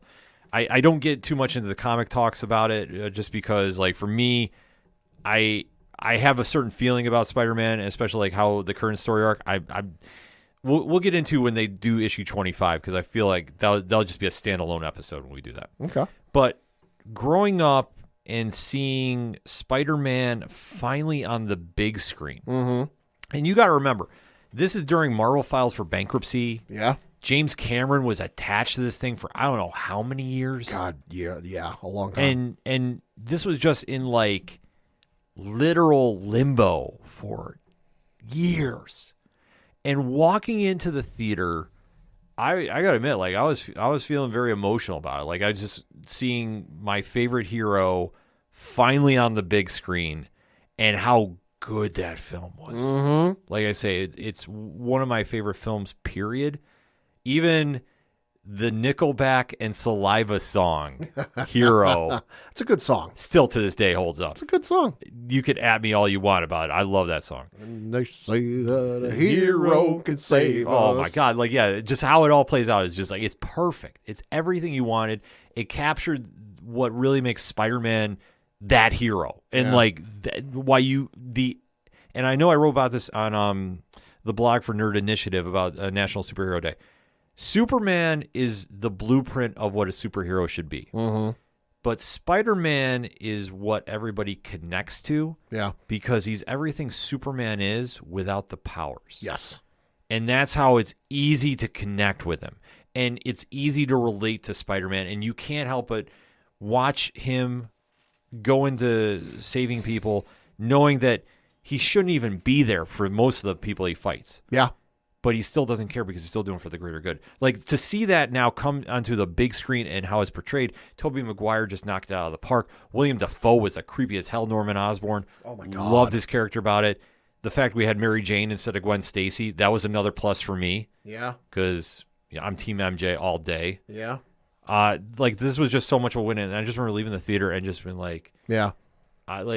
Just having that moment, like I was alive to see this. Right. Just absolutely blew me away. And I literally went to the theaters about 10 times to see it. I believe you. So I'm going to date myself a little bit. I was 12 when this movie came out. Yeah. So I wasn't initially going to go see it because I was more of a DC guy. I wasn't necessarily reading the comics, but I grew up watching Batman the Animated Series, Superman the Animated Series. Justice League was out at this point. I had seen Spider-Man the cartoon in the 90s, and I enjoyed it, but I wasn't chomping at the bit to see the next episode. And same for X-Men. But I got invited by a friend of mine from grade school to go see this movie, and I was at that age. I'm 12 years old. I had to ask my parents if I could go. And they're like, "Yeah, sure, you can go." Well, who's going to pick you up? Oh, his mom. So my friend's mom picked me up, and we went down to our local theater I don't remember. It wasn't AMC at the time. It was whoever it was before that. Went to go see the, I think it was Lois. Yes. Lois theater. Yes. Went to go see it, and he had the money. He was paying for my ticket. So I was like, oh, you don't have to know. So he paid for my ticket. And this is before reserved seating. So this was literally, for those of you who don't know, you didn't always used to be able to reserve your seats. Mm-hmm. You had to show up and it was kind of like a luck of the draw where you were going to sit. And it was still popular. I don't think I saw it terribly late after it came out. I think it was within maybe the first 2 weeks I went to go see it, and everyone was seeing this movie. Mm-hmm. Because the other thing you got to remember too is it was kind of a lull with Batman movies, because the George Clooney Batman and Robin had come out, and that there was nothing real that had effectively killed the franchise until I think maybe at this point Christopher Nolan might have been planning Batman Begins, but it wasn't out yet. Right. There was a lull with Superman movies because Superman Returns wouldn't come out for another couple of years, and so there was really no, outside of Blade and stuff like that, which, I'm 12 years old. My parents aren't going to let me go see Blade in theaters, for reasons. But there was kind of a lull in superhero movies. So I went to go see it with my friend. He paid for my ticket, and he goes, "Oh, let's sit front row." And I go, "I don't want to sit front row. I'm going to be looking up the entire time." No, it's all part of the fun. Let's go sit front row. I sat front row in a large theater in the front left corner. So not only am I craning my neck up the entire time, but I'm looking to the right. Mm-hmm. Didn't matter. Love the movie. Fantastic. I agree with everything he said. Tobey Maguire is fantastic in it. Willem Dafoe is amazing in it. All the actors and actresses crush their roles in the movie. You even got one of the greatest performances in movie history with, "Ooh yeah, yes, Macho Man Randy Savage." Rest in peace to the legend. Yes, I got you for 3. It's playtime. I got you for 3 whole minutes. Yeah. Randy Savage so good in it. But then I remember this sticks out in my memory. 21 years later, where it's the end of the movie and it's the funeral scene for Norman Osborn, and MJ tries reconciling with Peter and they try getting together, but he can't do it. And there's the monologue, at the end of the movie. And I just remember it's the end of the monologue, and he goes, "Who am I? And who am I?" And some dude about 6 or 7 rows behind me just yells out, "Batman!" And the entire theater cracked up laughing. One loved seeing the movie. Made sure my parents got it for me for my birthday when it came out on DVD all those months later. But happy birthday, Spider-Man. And honestly, the movie that kind of kicked off the modern genre of superhero movies. Facts. Yeah. Absolutely. Switching over to some streaming news, dropping tomorrow as we record. It is the second season of Star Wars Visions. This is the kind of spin-off, not canon. You don't got to worry about where it fits in the timeline. One-shots for Star Wars done by a whole bunch of different animation studios. The last season was all Japanese animation studios. There will still be some Japanese animation studios with this season, but this time they're including other animation studios. I know the studio that works on the Wallace and Gromit movies is working on one from over in the UK. This one, though, is 9 episodes, all dropping on tomorrow, May the 4th, which, of course, is Star Wars Day. May the 4th be with you. Yes. So definitely going to be something to check out if you're looking for streaming, because it's going to be like last season. It's not going to be, half hour, 45 minutes to an hour. It's going to be short. The longest might be close to a half hour, but nothing super, super long. So it's going to be something awesome to see. Yeah, definitely excited to talk about that. In fact, that will be the lead segment. Well, I would say it would be the lead segment next week, but that'll be Guardians. So that'll be in the mix next week. So we'll definitely have something to say about that. And then last thing, I got a podcast I got to plug because, as I've said before, one of my favorite rewatch podcasts has been Talkville, which is the Smallville rewatch podcast with Michael Rosenbaum. Oh, yeah. Michael Rosenbaum and Tom Welling, who, of course, played Lex Luthor and Clark Kent, respectively. Yep. They're up into season 2, and they're up into episode 17 this week specifically. One of the most important episodes in Smallville history. Why do I say that? Because it featured the greatest guest appearance in Smallville history. Christopher Reeve? Yeah. It is the episode titled Rosetta, which featured Christopher Reeve appearing on the show as Dr. Virgil Swan.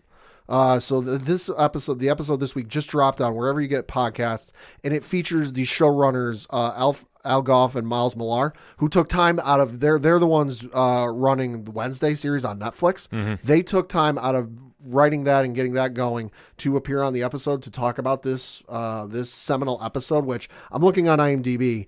Out of 1,557 votes, it has a 9.1 out of 10. Damn. It is a fantastic episode. So if you have not seen it, heard it. Or heard it. With the episode on Smallville, though, if you haven't seen it, you don't need to know anything going into it. Just watch the episode. It's available on Hulu. Mm-hmm. And then go listen to the episode, because I am super amped up for this, because I'm rewatching through this series with my girlfriend, Liz Bailey, because she's never seen it. She likes it. We watch Wednesday and then we watch that. I'm like, hey, these are the guys who worked on Wednesday.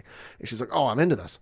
I have deliberately been avoiding telling her he is in this episode, because I'm like, there is a major episode coming up because we're into season 2.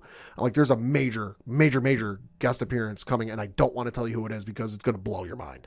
Yeah. Because I remember seeing the preview the week, because it aired on February 25th, 2003. So the week prior, you get to the end of the episode, and then they do the promo for next week, and they're like, appearing next week on Smallville, Christopher, and then they show him, and I'm like, holy shit, like, that's Christopher Reeve. Mm-hmm. And the fact that they got him on the episode, it's an awesome episode. So highly recommend you watch the episode and then go listen to the podcast. Podcast is incredible. Yeah, no, I've caught it a couple times. Like, I like it for what it is. Yeah. Now, to close out this episode, there's a very big date this week, and no, it's not May the 4th, and this is the May, and just, happy celebrating to every Star Wars fan out there. This Saturday is Free Comic Book Day. One of the greatest days of the year, because, Pad, why? You go to your local comic book shop, and if you're not sure if your local comic book shop is that is handing out free comics, you go to freecomicbookday.com. You can find out one near you, and that is because when you go down there, they're, of course, going to be running all sorts of deals and specials going on, but you go there, you get comic books for free. Yeah, it is literally the best time to go and get yourself familiar with a new series. Go check out a lot of previews that are coming out. There is so many books that are dropping for free that you can get hooked on a brand new series. I know Marvel is going super heavy with theirs, as they usually do, and there is going to be literally something for everybody. DC's going heavy. Yeah. Boom Studios has got a couple lined up that you really got to keep your eye on. Valiant's got a book out there too. There is just so many that if you're a comic book fan, like, you can't go wrong with what you pick. No. At all. I know, like I say, for me, the Marvel ones are jumping out. I know the Uncanny Avengers, the X-Men crossover book is coming out. That's one to keep an eye on. They're doing one for the Marvel or Spider-Man 2 video game. Right, it's a prequel. That's absolutely crazy. They're doing DC is doing one about the Night Terrors, crossover that's happening and coming out too. Boom Studios has got one with the Ranger Academy. Like there's a lot of books coming out. Pat, is anyone jumping out to you as well? The Spider-Man one, just because the video game one, just because I know that's a highly anticipated sequel everyone's looking forward to, and I know people are chomping at the bit to play it. So the fact that we're going to get some sort of tie-in prequel, because we did get the first game and then we got the Miles Morales game, but the fact that we're getting a little tie-in prequel game, something tells me if they're doing, because the story's done by the folks at Insomniac, but the fact that they're doing this and it feels like they're getting Insomniac's okay to do this is going to be required reading for going into playing the upcoming Spider-Man video game. Yeah, absolutely. Like for me, like I said, the Marvel stuff is jumping out. All the DC stuff is jumping out. Boom Studios, I can't stress enough. Like they've got some really cool stuff lining up, and especially I know something that Pat is on his radar. The Umbrella Academy, Witcher. Yeah, book. the Umbrella Academy / Witcher. That's gonna be wild. Yeah, from Dark Horse Comics. Like just to kind of wrap it up. I mean, there's so much that is there to go, and you're celebrating your fandoms. You're celebrating the medium that, provides the shows that we've talked about on here on numerous occasions. It's provided the medium that has given us the movies that we're going to see, like Guardians of the Galaxy. Like I say, it's a big deal for that aspect too. Like I say, there's so much going on. I mean, definitely we'll shout out our local comic shops here, Fat Cat Books and Sound Go Round, which, I mean, Sound Go Round always goes heavy on Free Comic Book Day. There's going to be cosplayers there, and I'm not going to lie. You can go to Sound Around on Facebook if you don't believe me. There is going to be somebody cosplaying as Mecha Godzilla. Yeah. Which I got to admit, kudos to whoever that is, because that costume's impressive as all hell. Yeah, no, it absolutely is wild to see. And especially, too, it's like they have deals on getting comics. Like I say, just even for Sound Around, like we'll give them some extra plug. I know people down there listen to us too, so you can shout us out anytime you're doing some Facebook videos too. Their back issues are buy one get one free. Like I say, on certain ones. Yeah. So like, why would you not want to go there? Plus, like I say, they're going to be having some cosplay action going on, and that's just one spot with here locally. Yeah. Wherever you're at, this is the time to go find a comic shop, go support it. And really, like, go pick up some books. You're going to have free ones you're going to read about, and then you're going to be, like, excited when you see those issues drop. Like, that's the best thing about Free Comic Book Day is you celebrate your fandom. You can go out. You can find about some projects that are coming out in the future. Like I say, the Mech Cadets, that's another one from Boom Studios. I definitely want to plug there.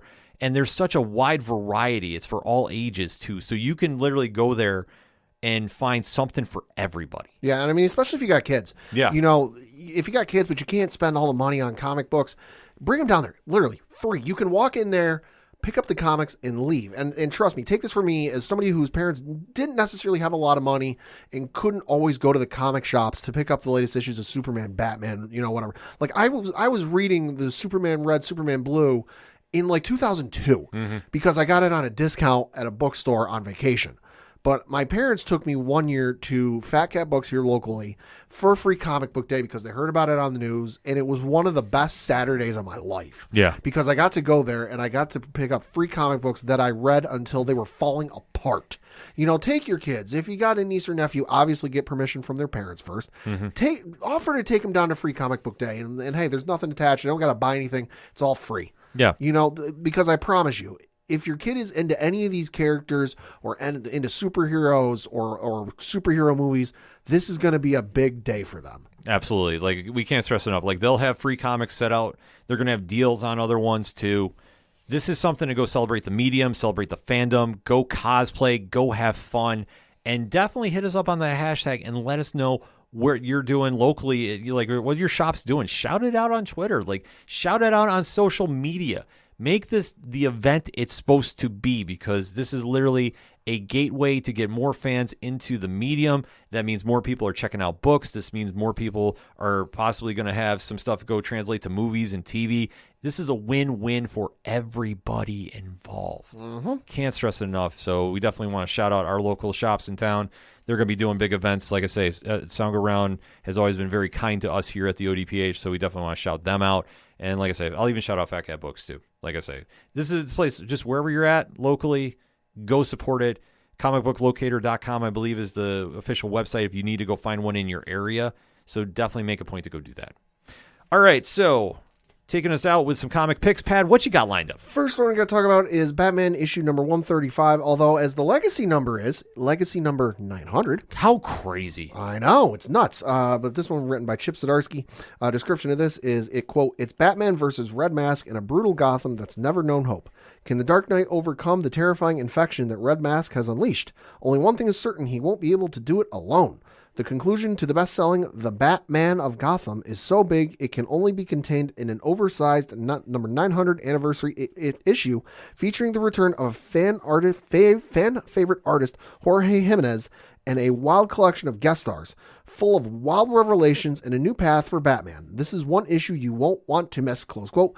And that's a fact. I don't want to go into spoilers because I saw something on Reddit, and I'm not mad I saw it. This kind of convinced me to mention this and pick it up this week. Otherwise, I would have completely missed it. There's a certain someone appearing in this issue that you might not see coming, that if you've played a certain video game, you might be a little familiar with. Especially if you've played a certain Rocksteady video game on a certain Arkham video game. Excuse me. So I'm going to leave it at that. Yeah. So definitely going to want to check that one out. Also from the folks over at DC, Adventures of Superman, John Kent, issue number 3 from Tom Taylor. Ooh. Quote, John Kent arrives on an Earth he's never seen, the world of injustice. While Kal-El rules this world in seeming peace, why does everyone John meets fear the S symbol on his chest? And why is Batman public enemy number 1? John has to pick a side, and the consequences make either choice in a dangerous one. And of course, it does feature on the cover a John Kent in the middle of Batman and Superman fighting. So this one's going to be all sorts of wild. Cannot wait to read that one. And then from the folks over at Marvel, and got 3 Star Wars issues because, of course, it's Star Wars. Yeah. You got Star Wars Darth Vader issue number 33 from Greg Pak. This one reads Unbound Force Part 1. When the Dark Lord of the Sith loses control of the Force, nothing is safe. Not even his own Executor-class Star Dreadnought. But in the face of total destruction, Commander Sabe finds an opportunity. Does Vader's untrammeled onslaught expose a vulnerability, or is it just another doorway to the terrifying tyranny of the Sith? Cover, this one is wild because, folks, I'm showing Ken, that is Padme Amidala holding a blaster and Vader's helmet. That's freaking wild. Yeah, this is going to be all sorts of crazy. Cannot wait to read that. You've also got Star Wars issue number 34. Folks, it's from Charles Soule. Need I say more? I will. The Broken Saber of Skywalker. Luke Skywalker searches for one of the rare substances in the galaxy, Kyber, the living crystal that powers lightsabers. Does it hold the answer to an unpredictable thing the Force has become? See Hidden Empire, issue number 5. What long-lost secret is he about to uncover? So super excited to read that because, hey, it's Charles Soule. And last and certainly not least, Star Wars Yoda, issue number 7. This one from Mark Guggenheim. This one reads, quote, Yoda versus General Grievous. To the death. The start of a new arc set in the tumultuous Clone Wars. The Separatists have a powerful new weapon that can change the course of the war.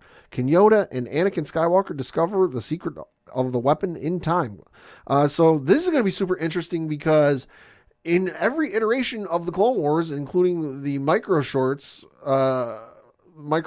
from 2003 and 2004 up to when Revenge of the Sith came out. And then in the Clone Wars animated series, and as far as I know, Yoda and Grievous never met. Yeah. They never fought. Now it might have happened in a book or something or a comic I might not have read, but as far as I know, they've never met and they've never fought. So this is a matchup I am very interested to see. I'm very excited to see this play out. So definitely got to keep that on my radar. So for my picks, DC Comics, Shazam, Mark Waid, Dan Mora. Oh, boy. That's all I need to say. Like, literally, that should be reason enough to go buy this book. So you get my money this week, DC. Hands down for that. I've been super excited to check this book out. So definitely making the rounds at the comic shop to go pick that up. Now switching gears to Marvel, but not Marvel Comics, Pad. Marvel Press. Ooh. So there was a book that got dropped this week that I definitely want to recommend. I was sent an early advance preview copy by Alex Segura, who you know we've mentioned on the show for doing such books as The Black Ghost, Blood Oath for Comixology Originals, has a great novel out that I got to go pick up called Secret Identity. He wrote a book featuring 2 prominent characters of the Spider-Verse, Aranya and Spider-Man 2099, entitled Dark Tomorrow. So this is this is an actual book, so this is not a comic. The story is absolutely great. He does a fantastic job about illustrating to new readers who these characters are, brings them together in a very unique way, and really sets them on a time-splitting journey that is one that you definitely want to check out, especially if you're excited to go see Across the Spider-Verse coming out in theaters, which is, Pat, this is going to be the longest animated film of all time? 2 hours and 20 minutes. Yeah, so if you want to get a little hype up for this is a great companion piece that will just get you excited to see Spider-Man 2099 on the big screen, because we have seen enough trailers. We know Miguel O'Hara is in this movie. So go definitely check this book out. Like I say, it's not a comic, but it's an actual novel. So it's well worth the time. It's a very quick read, but it's well worth picking up at your bookstores and comic shops, because I'm sure they're carrying them as well, to get a little extra incentive for the Spider-Verse dropping. From Comixology Originals, Grammaton Punch #3, Miles Gunter, Brian Enden, and the team over there is really putting this whole interesting ghost story into some more drama. Because, Pat, not only do you have a young man that's trying to fight ghosts and figure out, okay, why are they all siphoning the energy off people? Mm-hmm. He's now in high school. Oh, shit. So much more drama can you add to him? It's high school. A lot. Yeah, so this book has been a fun read. And actually, I was challenged to start putting some ratings on these for people. So I really enjoy this story just because of the interesting take it is. Because it's not, a normal story by any means. The art is definitely out there in the sense, like, it catches a lot of energetic vibes to it, and the writing is on point. And like I say, it takes the character into some very interesting realms. They really focus on his time in high school for this one, because they did a time jump from the last issue. Mm-hmm. So it's been a fun read. I definitely give it an 8 out of 10 on the official Parlay scale, I guess. It's been one that, like I say, it's an interesting story. It's building up for something heading into the final 2 issues, because it's a 5-issue series. Mm-hmm. And it's one that, like, if you want to give something a shot, this might be up your alley, because, like I say, it's a different kind of book, and it's not your typical ghost story by any means, but I definitely highly recommend it on Comixology Originals. Next up, Boom Studios, Mighty Morphin Power Rangers, Teenage Mutant Ninja Turtles 2, #5, the conclusion of the epic crossover sequel by Ryan Parrott and Dan Mora. Need I say more, Pat? No.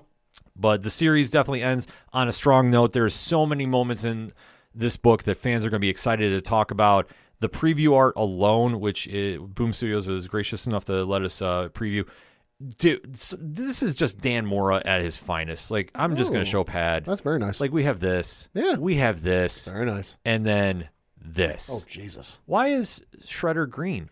Reasons, folks, and that's why you need to pick up the issue and find out for yourself. It's an absolute amazing end to the series. The whole series has been on point, and it definitely is not easy juggling the fandoms, but Ryan Parrott pulls it off like nobody else. And like I say, one of the best writers in comics, bar none, and then you pair him up with the hottest artist in comics with Dan Mora. Like, you have nothing but absolute gold. 9.7 out of 10 for me. I really thought this issue was a phenomenal way to close up everything. Or as Tom from Off the Cuff Gaming would say, it's more phenomenal. And then last but not least, my highest recommendation of the week, a 10 out of 10 across the board, Radiant Black #24. Kyle Higgins, Marcelo Costa, and the team over at Black Market Narrative. You want to talk about a game changer. We often forget as fans about how loaded this lineup is over at the Massiverse. Yeah. Supermassive 2 final order cutoff was this past Monday, so that issue is dropping May 24th. The Catalyst War is coming out of that as well. And what they do with this issue, I'm not going to talk spoilers on here, but let me just say this. If you're a Radiant Black fan, this is an issue you can't miss. What happens in this issue? Let's just say existence is broken. And I'm going to leave it at that, because I don't want to ruin this for anybody, but trust me when I say this. The whole series is this whole issue is on point, and Pad, this is just the preview art. Oh, very nice. Yeah, so to say the least, this is one Massiverse fans are going to be talking a lot about for a while, and especially this is going to be the final send-off until we go into Supermassive 2. Image Comics is doing big things with this line, and I would say we're going to be covering it a little more in-depthly coming up in the next few weeks. There's a couple projects we're working on, so I can't say them publicly right now, but Stay tuned, ... And as always, and can't stress it enough, especially Saturday, make sure to go out and support your local comic shops wherever you're at around the world. People are putting in a lot of hard work, so definitely pay them back in tenfold by picking up some great stories and hyping it up on social media. That being said, that is it for the ODPH this week. For anything and everything that we do, it's simple, odphpodcast.com. For the one and only Padawan J. Thank you. I'm your host, Ken M. Thank you as always for listening to the ODPH podcast, better known as the Ocho Duro Parlay Hour. See you next time.